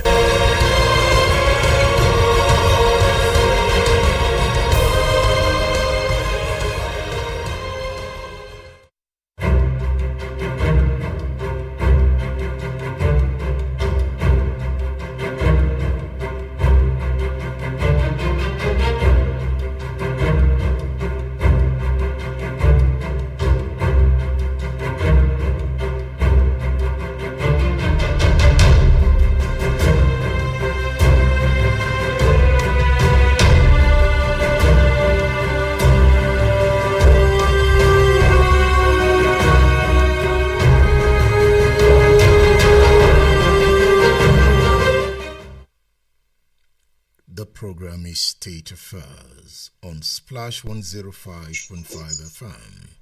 Hello. Hello, good morning. Yeah, Edmond, good morning. Good morning. Yeah, am I live? You are live. Oh, okay. Okay. Because my radio is not live here. I'm not live on the radio here. But let me just make my point anyway. Yeah. So on the conversation that is going on, firstly on Ruto. To me, I think Ruto is a good guy. He's not a bad guy. He has done very well. He has done what Nigerian leaders cannot really do. Maybe it is like of Jonathan or maybe Yaradua that can do such a thing. You know, owning up that you've made a mistake and withdrawing that bill at that particular time. Let me remind you what happened, something that happened during the NSAS protest that I'm still thinking about till today, till tomorrow. You know, it got to a time Bajabi Amila told us that if Bajabi Amila, who was the Speaker of the House then, that if the demands of the NSAS people were not met, that if their demands were not met, that it was not going to pass that 2020 budget. Was it 2020? I think. He said they were not going to approve that 2020 budget. But was the budget not approved even when there was no justice for the NSAS people? So that's just to show you the difference between Nigeria and any other country out there. So I hope things get normalized in Kenya so that, because Kenya is a beautiful country, they are enjoying everything, almost everything. They are doing fine. They are not doing bad. So that country will become again and things will continue as it is. Then briefly on Dangote. Edmond, I'm not going to cry for Dangote. I'm not even going to sympathize with him. Dangote has held us to ransom over years in this country on the product that he was dealing with, or is dealing with, like cement, sugar, flour, and coal. And he monopolized it. He monopolized it. In fact, he has sent a lot of other companies that are doing well in cement industry. He has sent them packing. I don't want to mention name. Now, maybe he thought he could also do same in oil sector. He want to take over oil sector. Let him deal with it. It's his problem. It's not our problem. Thank you. He has no sympathy for Dangote. Dangote, sorry, okay? Somebody in Ibadan does not care. He's accusing you of monopolistic tendencies that have driven many companies underneath. So he doesn't feel for you. In fact, he's telling you, you can fly if you can. Hello, good morning. Hello, good morning. Yes, good morning. Am I on to Splash FM? Yes, you are on to Splash. Am I live? Am I live on the program? I have explained this again and again, that I am streaming. There is a delay. So if you are waiting to hear yourself on radio, you'll be delaying your call. All right, sir. I'm streaming through the internet. I'm not live in the studio. So once I pick your call, Okay. go ahead and make your point. You will hear yourself after about 30 seconds later. Okay. Sorry. Good morning, Mr. Edmond. Good morning. Good morning. Good morning. My name is Oladipo Laposi. I'm calling from Ibadan here. Good to hear your voice. Yes, good morning, sir. Sorry, I want to buttress the last caller that says he doesn't have any sympathy for Dangote. Likewise, me too. I do not have sympathy for Dangote as well, because he wants to monopolize every business in Nigeria. He wants to monopolize everything, and to hit the nail on the head. If you're talking about oil sector, there are many cabals, dealing with oil, the likes of corn oil and the likes. All of them key in under NNPC. Together with multinational companies, they see Dangote as a threat, and truly is a threat to them, because if they should give him free access to our oil, he will monopolize and determine the price of oil in Nigeria. And we will not like what's going to happen at the end of the day. So I believe they should not give him free access to our oil, just like he monopolized the cement industry and all other industries. He has killed a lot of businesses. A lot of people cannot compete with him anyway. So likewise, the oil sector, if they should give him free access to our oil, I'm telling you, at the end of the day, we will all regret it, because it's going to determine. He hold our economy. Everybody knows that he hold our economy in his hands. So if we give him access to the chunk of our business in Nigeria, which is oil sector, then at the end of the day, we will not like what's going to happen at the end of the day. So he should fight for oil. He should look for oil wherever he's going to get it. So that's my take. You don't even care if he's going to crash the price. You see, whatever Dangote has become, blame government. Whatever monopoly Dangote has become, he was encouraged by different governments in power, because he was given certain concessions by government. So it's not just Dangote. Who are those backing Dangote within the political system? What are they gaining from Dangote? Those are the questions. So will Tinubu also grant him such concessions? Because he has been enjoying a lot of concessions that have driven his competitors out of business, even in the sugar sector. But again, is that not what they call business? Business is competition. If I'm able to take you out, I take you out. Like Mark Zuckerberg at the time almost took out most social media companies. He bought over Instagram. He bought WhatsApp. He owns Facebook. He owns Thread. That is competition. Like Amazon has done to many businesses in America. Amazon started as a bookstore and then went into all sector, e-commerce. It dominated e-commerce. And if you want to survive, you sell to Amazon, or you partner Amazon. Anyway, that is business. In Africa, what does such kind of business do to the economy? I want to play William Ruto, then I will make a point. Then I will move into another subject that has to do with Nigeria's beginning. And Dr. Bola Dauda will be my guest. Let's listen to William Ruto. Is Ruto a Pan-Africanist? He talks about the finance bill, but here he tells Kenyans and Africans what he meant when he came in and how far he has gone in helping to tackle the problems before him. The program is State Affairs.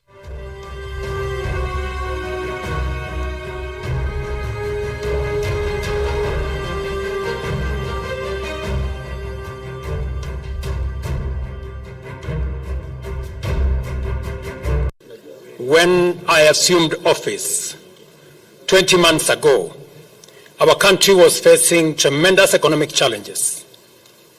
Escalating cost of essential household commodities, high fuel prices, rapid depreciation of the Kenya shilling and spiraling public debt were threatening to ground our economy.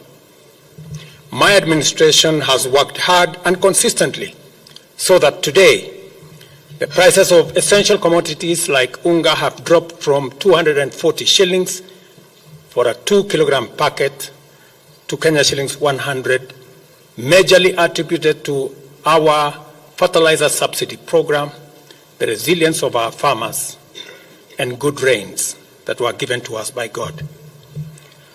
During the period, we reduced the price of fertilizer also from 7,500 to 2,500. Petrol prices have come down from a high of 217 to now 187 a litre. The shilling has strengthened against the dollar from a high of 165 to now 127, 128. We have made significant progress in pulling the nation back from the brink of debt distress.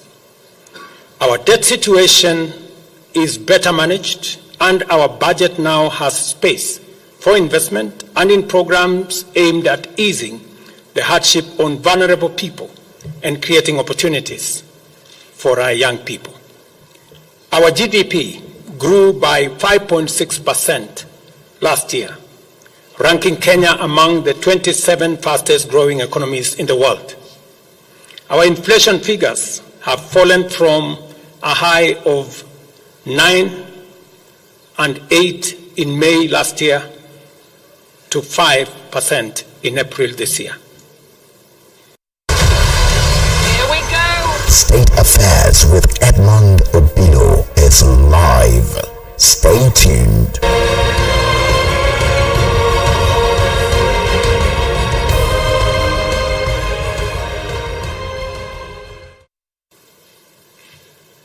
And that is why I commend these members of parliament for agreeing with us that all the priority areas I have mentioned were the right priorities to be funded. And by so doing, they supported the proposal to incorporate also the views of the people. These members of parliament came back to us after they went to listen to the people of Kenya. And they came back and reduced the budget on their own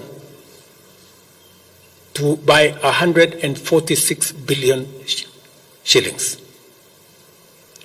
Notwithstanding all these concessions, it has become evident that members of the public still insist on the need for us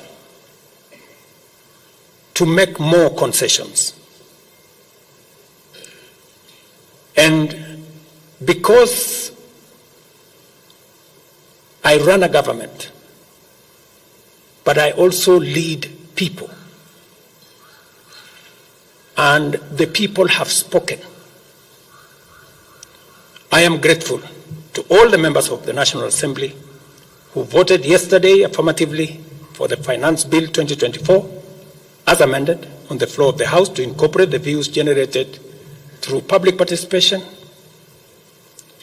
And following the passage of the bill, the country witnessed widespread expression of dissatisfaction with the bill as passed, regrettably resulting in the loss of life, destruction of property, and disintegration of constitutional institutions. On my own behalf, and on behalf of these members and many other Kenyans, I send my condolences to the families of those who lost their loved ones in this very unfortunate manner. Consequently, having reflected on the continuing conversation around the content of the Finance Bill 2024,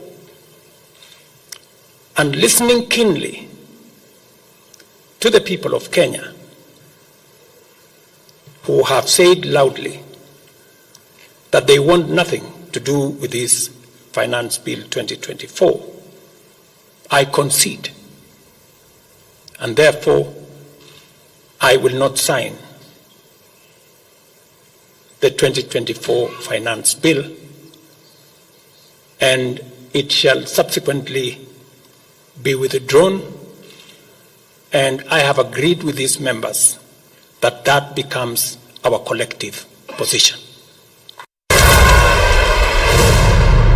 State Affairs with Edmond Obilo is live.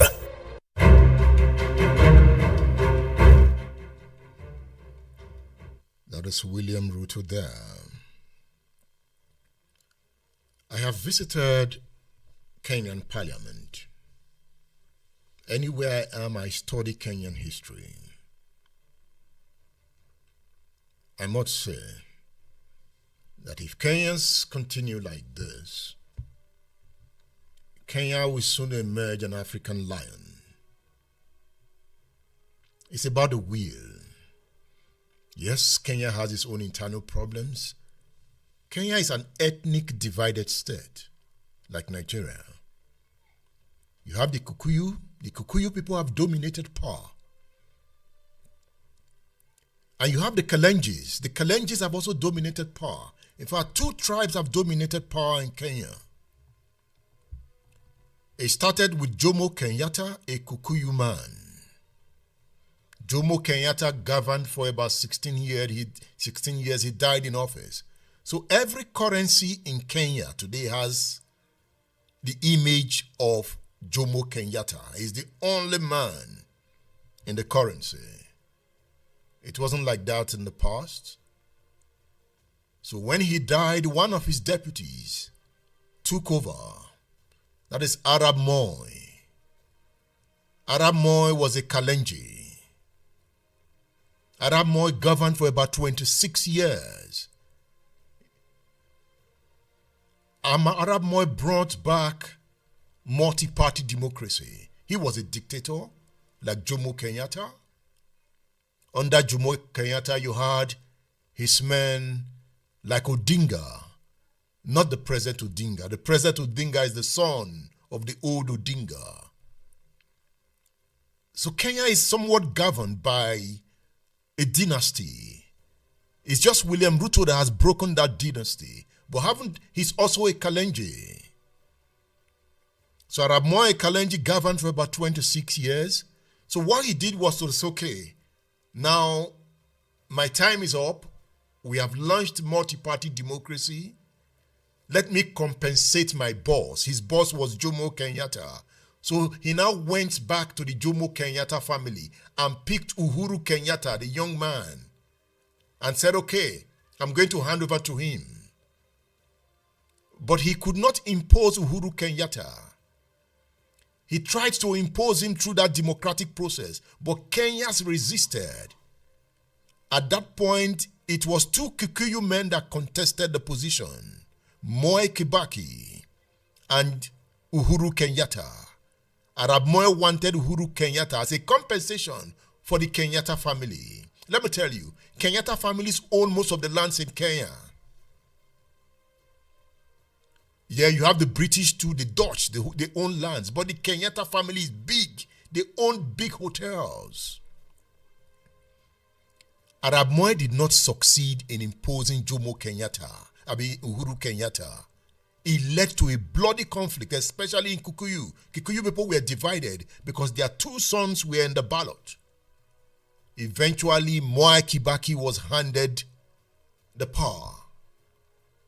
Moi Kibaki was a Kikuyu man. He governed for 10 years. Remember, during his second term, many said he did not win that election. He tried to rig it. That was when Raila Odinga contested against him. Odinga is a Luo man. You know, the Luo people of Kenya are like the Igbos. They've not governed. And the Luo and the Igbos, they behave alike. If you check them, they are very industrious in Kenya. The Luo people and the Igbo people. Odinga is a Luo man. The Luo people have not governed Kenya. Kenya has about 44 tribes. So that is why when Moi Kibaki tried to rig that election, there was a bloody conflict. There's always bloody conflict here. Kenyans don't take it, oh. Kenyans don't take rigging of election, oh. In Nigeria, you can rig election and go to bed, nothing will happen. You can't do that in Kenya. Something will happen. The people, they will be uprising if you try to rig election in Kenya. and somehow you will settle it. You can't rig election and come and enjoy that power. Mwai Kibaki tried it. The conflict was too bloody that the African Union had to intervene. Obasanjo and co, they all came.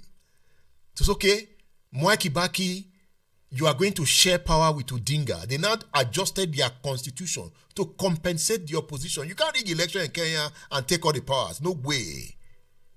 You will be met with resistance. The people will rise. Kenyans know how to rise. That was how Odinga was made prime minister. At the end of Kibaki term, Uhuru Kenyatta came again to contest. He won, but that election was flawed and there was another bloody insurrection in Kenya. Because some people felt Odinga won, that the Uhuru Kenyatta family, that is Kenya for you. There's always uprising. After that uprising leading to the Uhuru Kenyatta election, it became clear that Kenya needed a new constitution to satisfy all the tribes. At that point, they now had to create more counties, what you call states. I think Kenya has about 49 counties, to ensure that each tribe governed themselves to some extent. At some point, it was just about 9 provinces, dominated by the major tribes. So now, you can see tribes governing themselves. The federal government is not that powerful anymore in Kenya. But the Luo are still looking, waiting for their time to govern. You have Kenyan Somalians. There are Somalians who are part of Kenya. Those ones are the oppressed Kenyans. They are angry. They always tag them terrorists because they are close to the Al-Shabaab people in the other side of Kenya, in the other side of Somalia. On a good day, they are Somalians. But because the way the British demarcated African countries, they carved them into Kenya. All right, I just gave you a brief history of Kenya. The point is that there's also ethnic politics here, but they are advancing. And I've made the point, you cannot rig election in Kenya and go to bed. They have an advanced judiciary. So their judiciary is also responding. Advance. For the first 1 year, the Kenya judiciary held William Ruto to ransom. They said, no, you can't increase tax. He kept negotiating. You could see the way they negotiate. It's not in Nigeria where those in power bully people. Come and rig election here and you see what will happen. They will resist you. And their election is getting better by the day. Look at the last election that William Ruto won. He was an outsider, the hustler. He promised a lot, but immediately he came in, he began to dance to the tune of the IMF. I want us to discuss a subject. Let's go into the past. I have a book here with me. It is entitled Decolonizing Nigeria 1945 to 1960, Politics, Power and Personalities, written by Tony Falola and Bola Dauda. Interesting book. There's a chapter of the book, chapter 9. It is entitled The Nigerian Nationalist Triad, Ahmadu Bello, Nnamdi Azikiwe, and Obafemi Awolowo. The authors of this book make a point here. Although violent hegemonic transitions are associated more with interstate transactions than with domestic processes, the intra-ethnic conflicts and contradictions of Nigeria's multi-ethnic nationalism are important caveat to this. He said both Ahmadu Bello and Obafemi Awolowo recognized the preceding conditions and made plans to work around them. They deployed necessary tactics and strategies to triumph over the obstacles constraining political advances in Nigeria.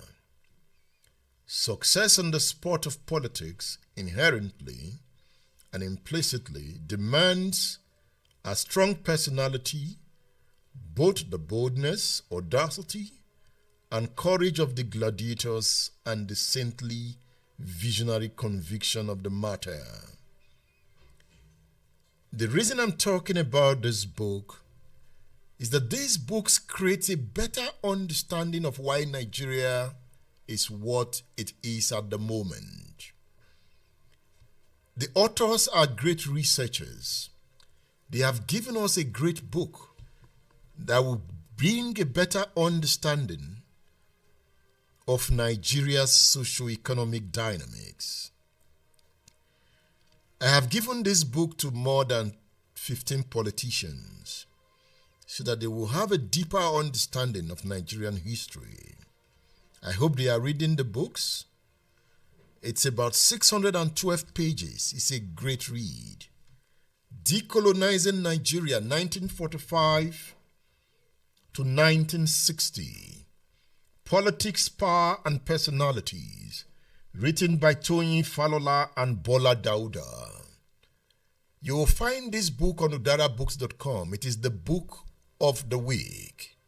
Now, one of the authors, Bola Dauda, is my guest on this edition of State Affairs. Let's walk down history lane. I want you to listen to this interview with the right attention. Take note of the points. I had a 4 hours interview. It's the longest interview I've had in recent time. In fact, it's the longest interview I've had in my career. A 4 hours interview with one person. Because the interview is so deep. If you go on my YouTube page, you can listen to that interview. You can watch it. And I'm also editing the interview to bring it to you bit by bit. So let's start. Dr. Bola Dauda on State Affairs. Listen to this interview with all your heart. Don't go away. Here we go. State Affairs with Edmond Obilo is live. Stay tuned.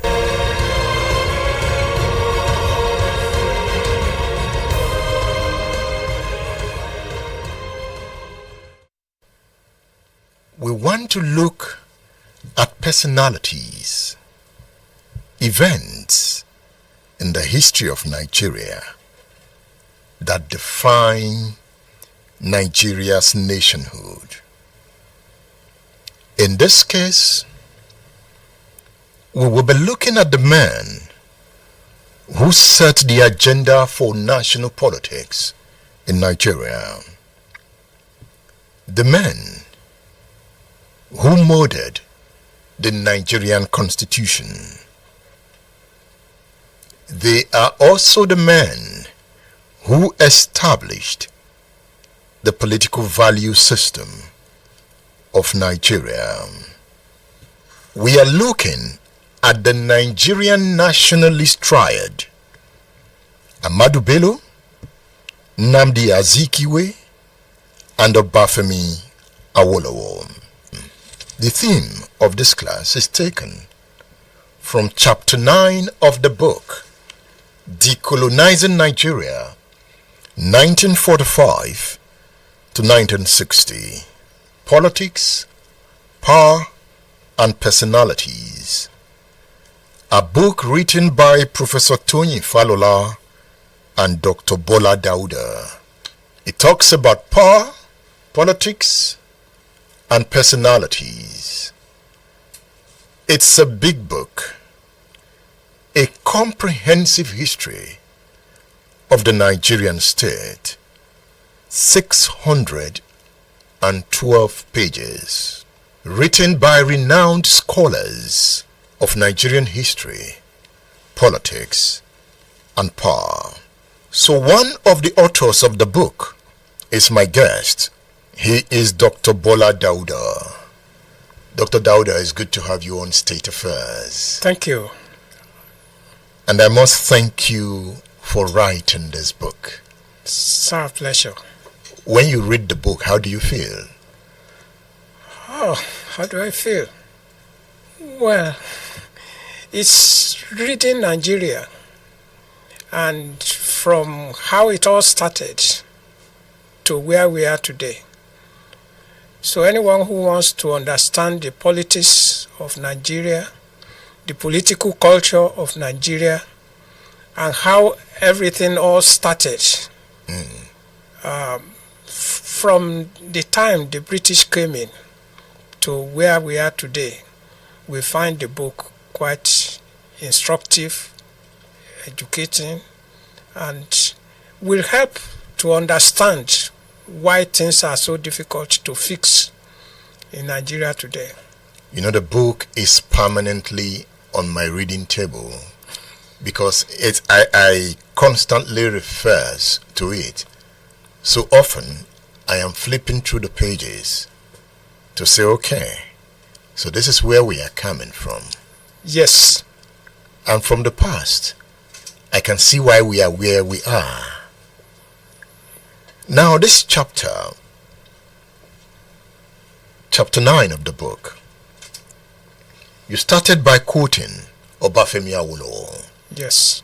I want to read. You said, I do not hesitate to confess. That's Awolowo now. Yes.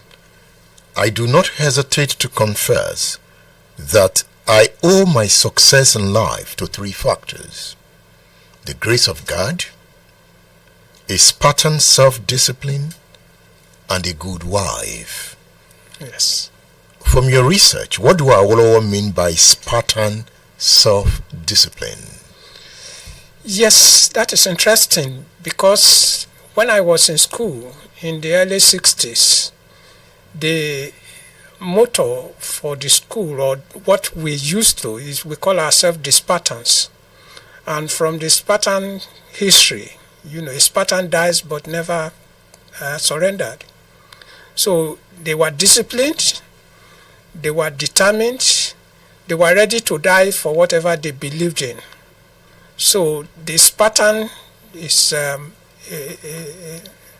good starting point to how people achieve what they achieve. So yes, the Spartans died, they never surrender. Did Awolowo surrender? I don't think he did. What about Nnamdi Azikiwe?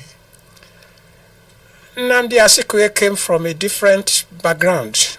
Don't forget that Nnamdi Azikiwe was self-made in a way. He was a boxer. And there was a time he even thought of committing suicide in the US, So it was quite a hard life. So, but he was influenced by the American culture, political culture and social culture. So, and his Igbo background as well. So there were 2 different personalities. So how do you define Ahmadu Bello in their midst? Actually, understanding the Nigerian politics required going back to the early time, 1900, when the country was taken over. So at that point in time, Britain, United Kingdom today, exported the politics of United Kingdom to Nigeria by sending Lord Lugard to the north, who was also personified by Ahmadu Bello in terms of aristocratic background, in terms of the beliefs, and so on. And then you have MacGregor, a Scottish person sent to Lagos. And then you have more from Wales sent to the rest of the Southern Protectorate. So you had the British politics brought into Nigeria, and it was as if they selected the same personalities in the 3 core Nigerian ethnic group as the colonial masters. Now that you have taken us to Lugard, let's read from your book. Here you were quoting Dame Margaret Panham, who said in her biography of Lord Lugard, there was a gloomy feeling that Britain, in its deal to take over Nigeria, was being let in for a bad bargain. You said, consequently, as Nicholson noted, the main difficulties in the amalgamation of the North and South Protectorate could be traced back to Lugard's own achievements in the North.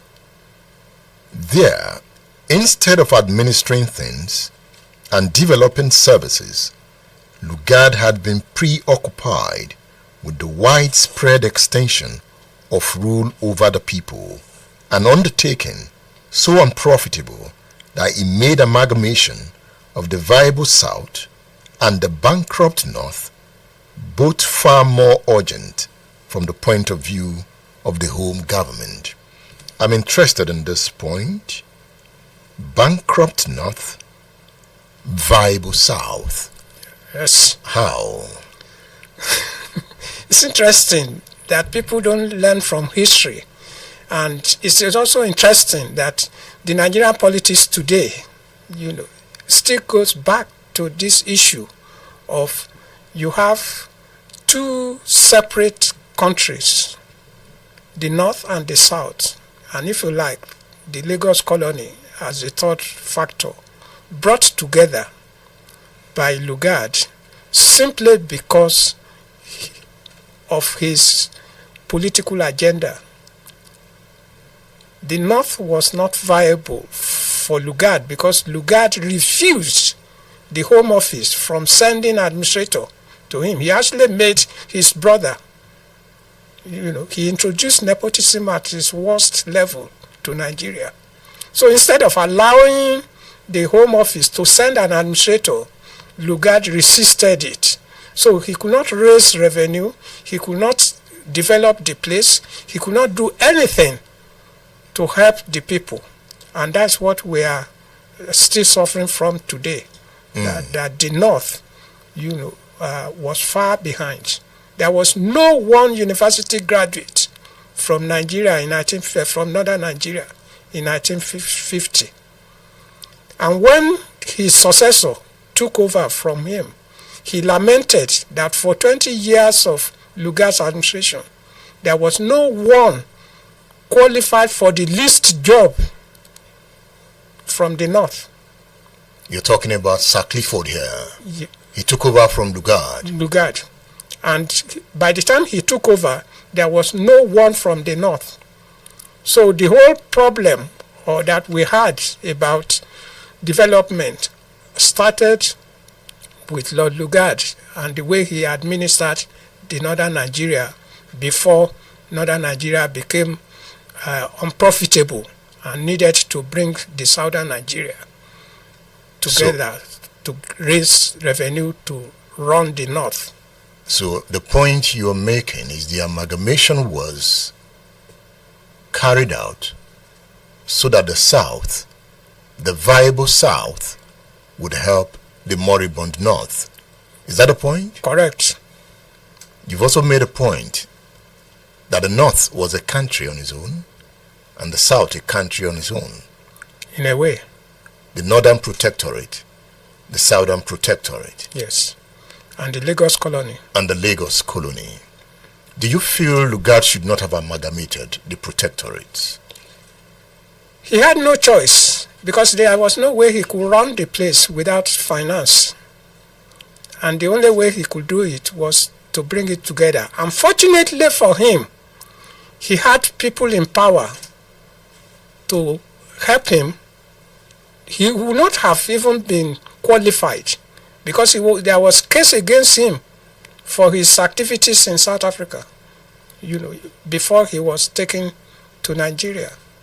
So, but Chamberlain and his other friend there, they presented to the House that he was the most qualified person. So, in the end, he had the day. You have talked about feudalism. Yes. Let's also read from your book. Historically, Falola and Dauda writes, historically, England is a class-divided nation with bundles of contradiction and paradoxes. Yes. Of course, all nations have their share of contradictions. Yes. And paradoxes. All nations have classes, but England is in a class of its own. Yes. It is a nation of lords and royalists as well as commoners. Yes. Of missionaries and mercenaries. maze Yes. of philanthropists and extortionists. With its two-party politics, it encompasses both conservatives and populists. Yes. Did England bring this its character to its colonies? Of course it did. How did that reflect on Nigeria? The way it reflected on Nigeria and continues to determine Nigeria's politics is the fact that some people, for example, if you are born of working class in England, you die a working class. You can become a professor, you still feel yourself you are working class. So that is how much the class is, segregated in a way. But John Major was of the working class, as is stated here. Yes. But he became prime minister. He became prime minister, but he was never respected. What about Margaret Thatcher? Yes. Also from the working class. Working class. But she was respected. That is where individual comes in. Margaret Thatcher was the first woman prime minister. And in fact, there used to be a saying that the only man in her cabinet was herself. What does that mean? It meant that the others were just yes people surrounding her. And she was so powerful that there was no way anyone could oppose what she wanted. So in that case, it's not class that defines character. It's always difficult to use words or to use logic to express some concepts. If you say it's not only class, yes, it's not only class, but class in England is very important. And it's still very important. It's still very important. Yes. Here we go. State Affairs with Edmond Obilo is live. Stay tuned.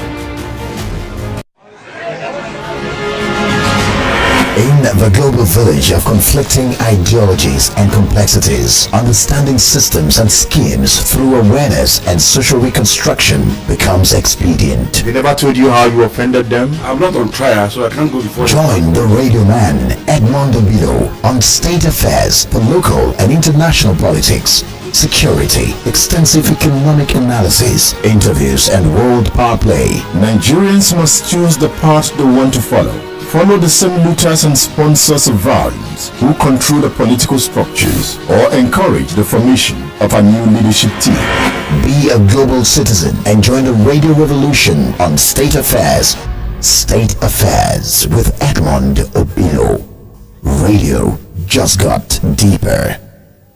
Here we go. State Affairs with Edmond Obilo is live. Stay tuned.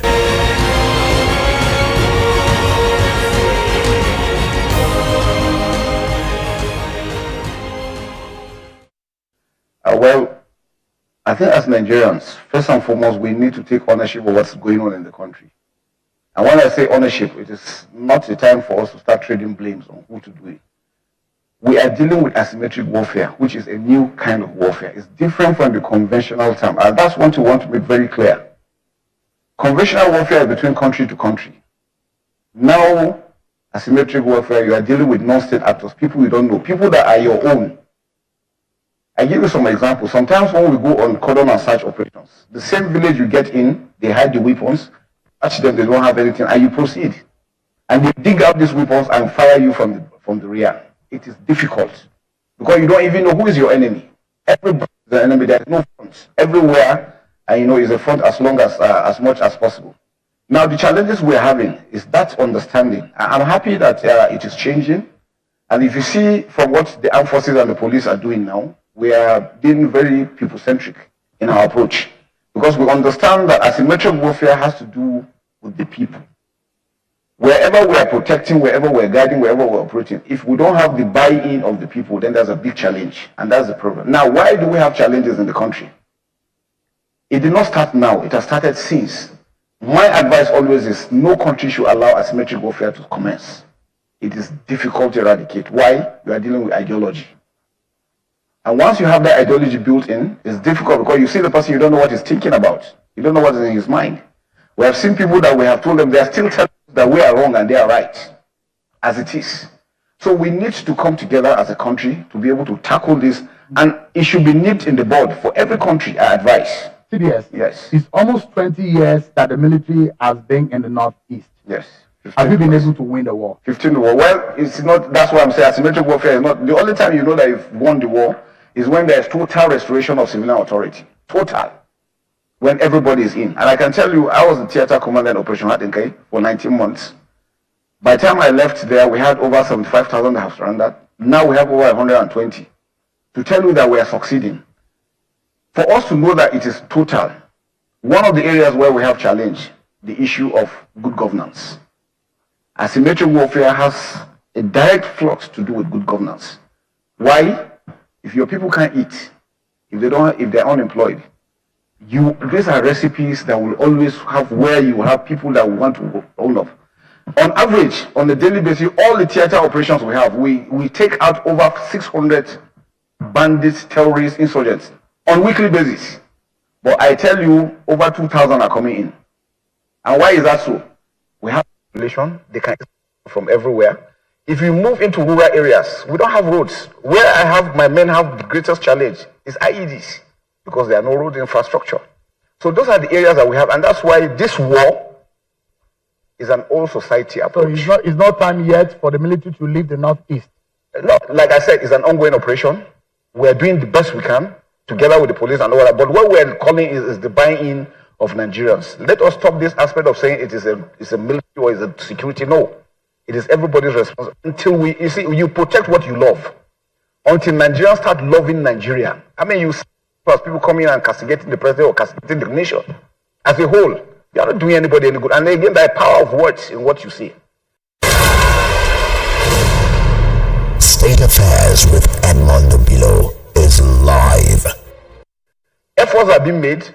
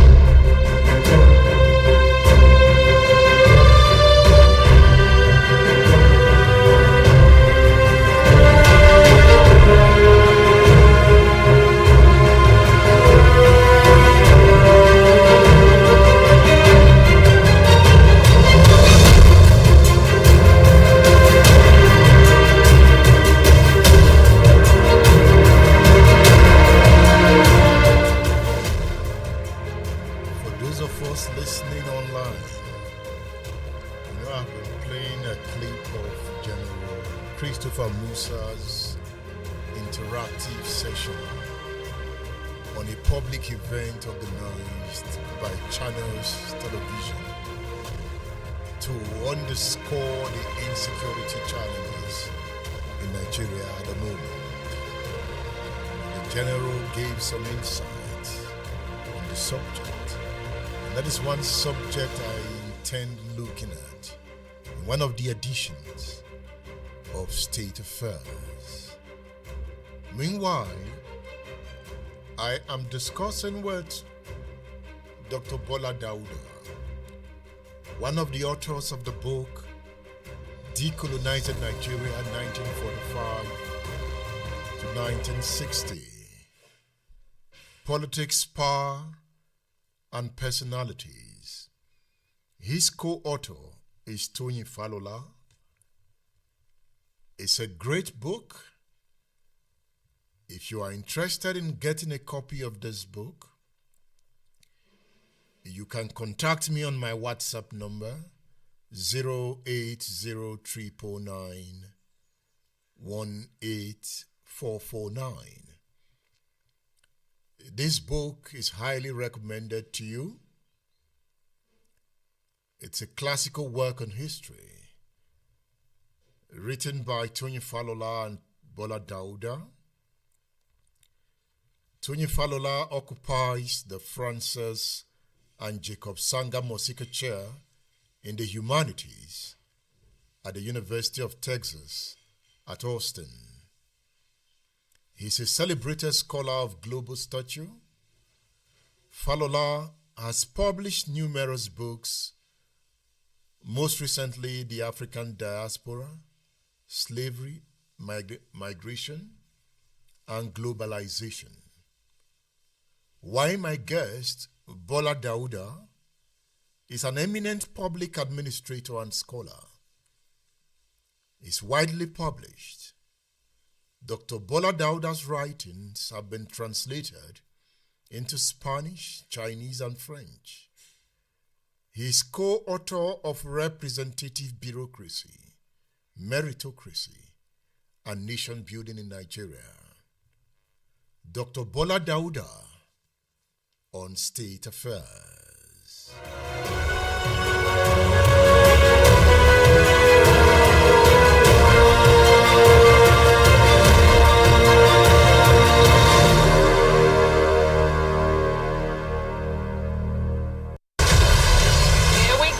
State Affairs with Edmond Obilo is live.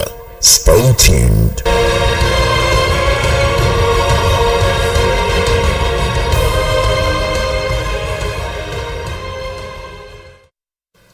In this book, the point that Lugard's natural allies could only be the Hausa Fulani, whose ideals of control was conquest. How did Lugard fall in love with the North? Well, if you are coming from a social background and you are now in charge of a territory and you find allies who share the same feudal, the same aristocratic background with you, it becomes easier for you to operate. For example, they could not trust Awolowo. They could not even, they feared Awolowo, but they knew Azikiwe was a different character. So in the end, it was very easy for Lugard to cooperate with the North. The other thing was that Lugard met a system in place. There was already tax system in the North.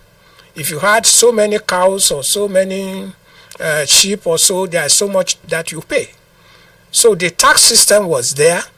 Islam was also there, which has its own principles on taxation. So it was very easy for him to do what he did because the system provided the background for it. Is that why indirect rule worked so well in the North? Yes, it did. It was an organized political system. It was. That worked. That worked. At that time, the political system in the North was complex and efficient. Yes. So can't we say that the North has the mastery of politics more than the South? You are jumping the gun in terms of thinking from... It's like thinking backwards from what is present. You know, in the language is anachronic thinking, in which what didn't exist at the time, you are now superimposing the existing knowledge over what happened. So the system in the North, yes, supported it, but it doesn't mean that there weren't other areas in which the system also worked in the rest of Nigeria. You know, on page 84 here, yes, the authors of the book alludes to the fact that Lugard's refusal to allow education in the North and his opposition to the general development of the colony was an issue. Why do you think he refused to allow education in the North? I always want us to go back to the history of England. The principle in England is that if you educate people, they start getting ideas. So they didn't even allow Britain didn't have education policy until about 1980s. I don't know whether it's exactly 81 or 82, but until 1980s. So they had a system of using the class to support the aristocratic system. And the North was constructed for that. It was just a template. I see. But they could not stop education in the South. Because of the personality in the South. Azikiwe and Awolowo? In a way, Awolowo. In a way, Awolowo? Yes. Why not Azikiwe? Azikiwe, when Awolowo was promoting education, especially basic education, primary, Azikiwe thought it was yellow journalism. It was just looking for votes and didn't believe in it. But there was education in the East. It came later without any planning and it failed. But even the East even started building a university before the West. I don't know what you are talking about. The University of Nigeria in Nsukka. Yes. Obafemi Awolowo University, OAU. Yes. So the East built a university almost at the same time that the West started its own. Yeah, look back at where we are looking at 1945 to 1960. Remember, Azikiwe went to the United States for education. Bonu, Ojike, they were all in the U.S. schooling. Yes. Before independence. Yes. So the East and the West were in hot competition in terms of education. I don't know. What you are doing is reducing the facts as if it was the cause of, or it was meant. In 1951, Awolowo set up a committee to look into how they could introduce basic education in the Western region. And they planned. He got Professor Igun, who was a statistician from UN or so, from America, to come and help to plan for the education. Azikiwe didn't believe in it, that it was possible. So from 1951 to 1954, 55, when education took off, they planned for 150,000 children. And on day one, they had over 400,000 children. So it was after, in fact, Awolowo lost the election in the West in 1954-55 because of his introduction of free education. And people that supported him, Adelabu and so on, were saying, that means when you send your children to school, who's going to help you to sell your goods? So basically, it was after the success of Awolowo's free education in the West that Azikiwe rushed to introduce it in the East, and it failed. And it failed. But as we speak today, yes, the East and the West are in hot competition when it comes to education, economy, and finance. How did the East attend that? The Yoruba has a way of saying it, that you are looking at someone who has a crooked leg, and you are looking at the load, that it wasn't properly placed, whereas it's the crooked leg that is affecting it. So the competition came later, and it wasn't in the same way that it was done in the West, and that is what caused the whole problem of the gap between the North and the South. Yes, in fact, Azikiwe was responsible for the about 7 or 9 people that were taken to the U.S. and became, the big promotion of the East. But in terms of education itself, when you look at how it was implemented, Awolowo did not set up a school in the West. The communities did. The missionaries did. The Muslims catch up with it and started their own schools. So in terms of planning, Awolowo's plan for education was quite different from Azikiwe's planning for it. The communities in the East were sending their children abroad. But communities were also building schools in the East. If you go to the East now, you have many community schools. Yes, now you are saying. But in terms of the way it all started, the planning was more methodical, more realistic, and actually up to today, you can see the difference in terms of the way education was run in the West. When we come to the personalities of these men, we will look at their character. Now let's look at this point here. We are discussing the Nigerian nationalist triad, and we took the subject from this book, this popular book by Professor Tony Falola and Dr. Bola Dauda, a classical work on the decolonization of Nigeria. It is a book I am recommending to you. In this analysis, we will go very deep in unraveling the issues and persons behind the Nigeria of today. So one of the authors of the book, Dr. Dauda, is my guest. Dr. Dauda, let me read from page 326 of the book. You said the central characters that we here call the nationalist triad, Dr. Nnamdi Azikiwe, Chief Obafemi Awolowo, and Sir Ahmadu Bello, set the rules of the late colonial era's political game. What do you mean by set the rules? Yes, set the rule, depending on where they were coming from.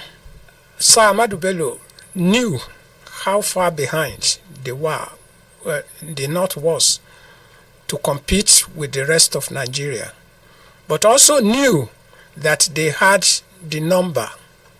Don't forget, as far back as 1933 census, they have always put the North as 54-55% of the population. Do you agree with that number? You are putting me on the spot to you are a researcher. Because if you look at Mali, yes, Mali's landmass is even bigger than Nigeria. Yes. But the population is around 11-12 million. Thank you. The more reason why you want to question. Yes, and this is where the British politics, the way they have already arranged things.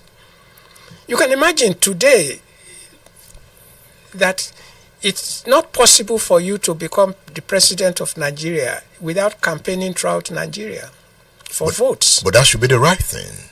But the time we are talking about, the North knew they could control and win the election without even coming anywhere below Ilorin or below Makurdi on the other side. Yes, Awolowo went to the North, but I hardly read anything about Ahmadu Bello coming. There was no need to, because he could have the majority without coming to the South. So do you believe in that population figure, that the colonial It wasn't government... possible to have that population figure the way it is. I traveled a lot around Nigeria, long before. We are talking of 60s, 70s, You travel from Jeba to Kotangora, from Kotangora to Kaduna, and you could hardly see any city along the way. There's nowhere you can travel 30 miles in the south or in the east without meeting a very large settlement of people. So where did they get the figures from? And they still retain the figures. They retained it. Even as far back as, or as recently as the new constitution that we had, still put 19 states in the north against 17 or so in the south. Okay, you have raised a fundamental point. The population of the north is a suspect. I would say so. So these men set the rules. Yes.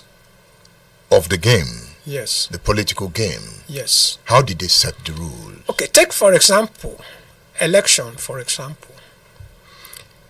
You want to conduct the election, and the North says, we don't want women to vote. And yet they still could win the election. They could still control the federal parliament. They were using teachers and so on as electoral officers, and they were also conducting election. That is why it was possible to say that, okay, when the motion was taken by Nahuru for independence, and for 1953 or so, and the North said they weren't ready, the British in the end settled that, okay, West, you could have your independence, and they had it in 1956 or 57, and the East too. And it was only at the time of the general independence that the North became independent. So that was setting the rule. They were ruling according to their own principles and beliefs. And Awolowo and Azikiwe could not counter them? That is where Nigerian politics becomes interesting, because Awolowo grew up or was studying in UK in the 1940s, when the North and the South actually had the Constitution in 1946 that brought us together. Before then, North and South were ruled separately. You're talking about the Richards Constitution? Yes, 1946. So, and at that time, Britain introduced national health, started their education, and so many other policies. So Awolowo learned how to run the British parliamentary system while he was on ground. Azikiwe grew up in the East, or at least studied in the East, in the USA, where they have presidential system. And you don't need to be a part of the House. You don't need to win a seat in the parliament to become a minister if you are in the United States of America. And as a result of that, when Azikiwe lost in Lagos and the West, he was no longer a member of the parliament in Lagos. And that's when he went back to the East to depose Professor Eyo. So you have a situation in which where they grew up, their politics, their beliefs and so on, affected the way they ran the system. Here we go! State Affairs with Edmond Obilo It's live. Stay tuned.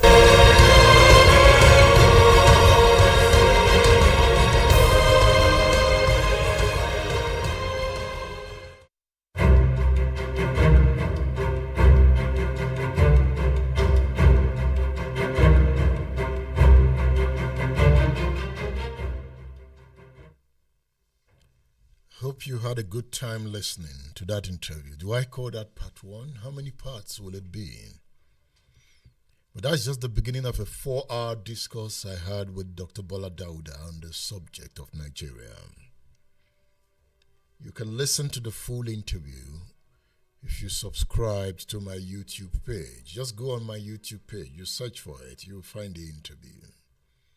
Interesting interview, interesting book. Decolonizing Nigeria, 1945 to 1960. Politics, Power, and Personalities. Great read, written by great scholars. You can get the book on udarabooks.com. udarabooks.com. You can also get it through my WhatsApp number. Contact me on WhatsApp 08039918449. Yes, I'm going to take comments on the interview. No comments should be more than 1 minute, please. What do you think? You can also comment on any other subject. 1 minute, we're about rounding off. So you can call my WhatsApp number 08039918449. That is 08039918449. So call me on WhatsApp. We have discussed Africa using Kenya as a case study. Make your call brief and straight to the point. Hello, good morning. Hello. Good morning. Good morning. Good morning. Hello. Yeah, I want to go straight to the point. So, my name is Adebayo. I'm calling from United Kingdom. I've been a follower all the way from Nigeria. And thank you for this space. Thank you for educating us. Nigeria will be great again. What I want to comment on this morning is concerning President Ruto. And I think I should be 34 years old. And in my entire life, I have never seen a Nigerian elite or politician or leader in Korea power that would be able to come back and apologize and say, even though we have invested effort in this and people have supported the bill, but then I am not going to sign. I think that is an impressive one that everyone should, that is worthy of emulation. I hope that our politicians will see the handwritings on the wall. That is not until when the people throw in the towel and the pandemonium starts that they should start yielding to the call of the people. Enough of the deceit. I think that's where I'm going to rest it this morning. Thank you so much. Thank you. For the spirit. I appreciate the score. Thank you. The lines are open. So the line is open. Let me hear from you. You can see the way he made it brief. This is not a time for long talk. Just hit the nail on the head. Hello, good morning. Hello. Hello, good morning. Oh, good morning. Muyo calling from Ibadan. I think President Ruto is more meticulous. What he did is sometimes on Africa. What I mean by that is that, that most African leaders, they are strong-headed. They don't bend. Let me just put it that way. What they say is what they will just determine on, and they won't change their mind. But I think democracy is proceeding in Africa. Good morning. That's what I want to say. Thank you. Thank you. I like it, brief. Thank you. The lines are open. Hello, good morning. Good morning. Okay. So keep your calls coming in. Let me see. Where is that tab? All right. Hello, good morning. Good morning. Okay. It's trying to. Hello, good Hello, morning. good morning, Radio Man. Yes, good morning. It's been ages I've been trying to get across. Yes, President Ruto, like an African leader. But I really want to talk about Nigeria in particular. We are not looking like we are going any further because, like I studied political science. Okay. We are not. Hello. Yes, Hello. I can hear you. So, yeah, like I studied political science in school, but I even gained more on your program than what I studied in school. Now, for us to have a good educational system, we are using textbooks that they use for my great-grandfather in this 21st century. I think they should improve on our syllabus. No system in Nigeria is working at all. No system is working in Nigeria. So I believe there are so many things. We need to change our systems, our institutions. If our institutions can work, then we'll have a sane country. Thank you, Radio Man. Thank you. Thank you for calling. Thank you. I'll take one more call before I go. One more call. So who's that caller that's coming in? Michael Olufemi Oyebode on X says, good morning, Edmund. I'm worried about the trend of things in Kenya. You will recall that Ruto sold to Kenyan people all the populist programs of this world. Now he has changed his tone because of the realities of governance. We need to be very careful in Nigeria to avoid populism. All right, this is the last caller. Hello, good morning. I have Ayomide Emmanuel. Hello, good morning. Good morning. Yes, your name and where you're My calling name is from. Alaudi. I'm calling from Ibadan. The ball is in your court. Yeah, please, I want to make a very brief comment on the Dangote refinery, and I'll come back to the Nigerian politics. I think the first thing first. Nigerians don't have this attitude of the growth for the country. And another thing, we see how Dangote complains about multinational affecting his production on getting the crude oil. And the only thing we can do is just looking of how he won't be successful. For what reason? I don't quite understand. We should be focused on how things will work. Even if Dangote is creating some monopoly, we should keep that aside for now. Let's keep things working. And let's also forget this ideology of just bringing down everything. We comment about this, we just comment, give it a bad comment. I think people should start calling. If you see something wrong, comment about it and give a solution to how things will work. We need a whole lot of things to work in this country, not just us commenting, condemning. If you see something bad, make your comment and give a solution to it. Thank you. All right. I was going to ask him to also give us solution.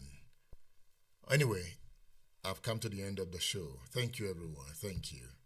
I am Edmond Opilo. I worked with Bosu and Liode to bring you the show. The next program is Ijoba Ibile with Abiodun Adewale. It is Splash 105.5 FM, the Integrity Station.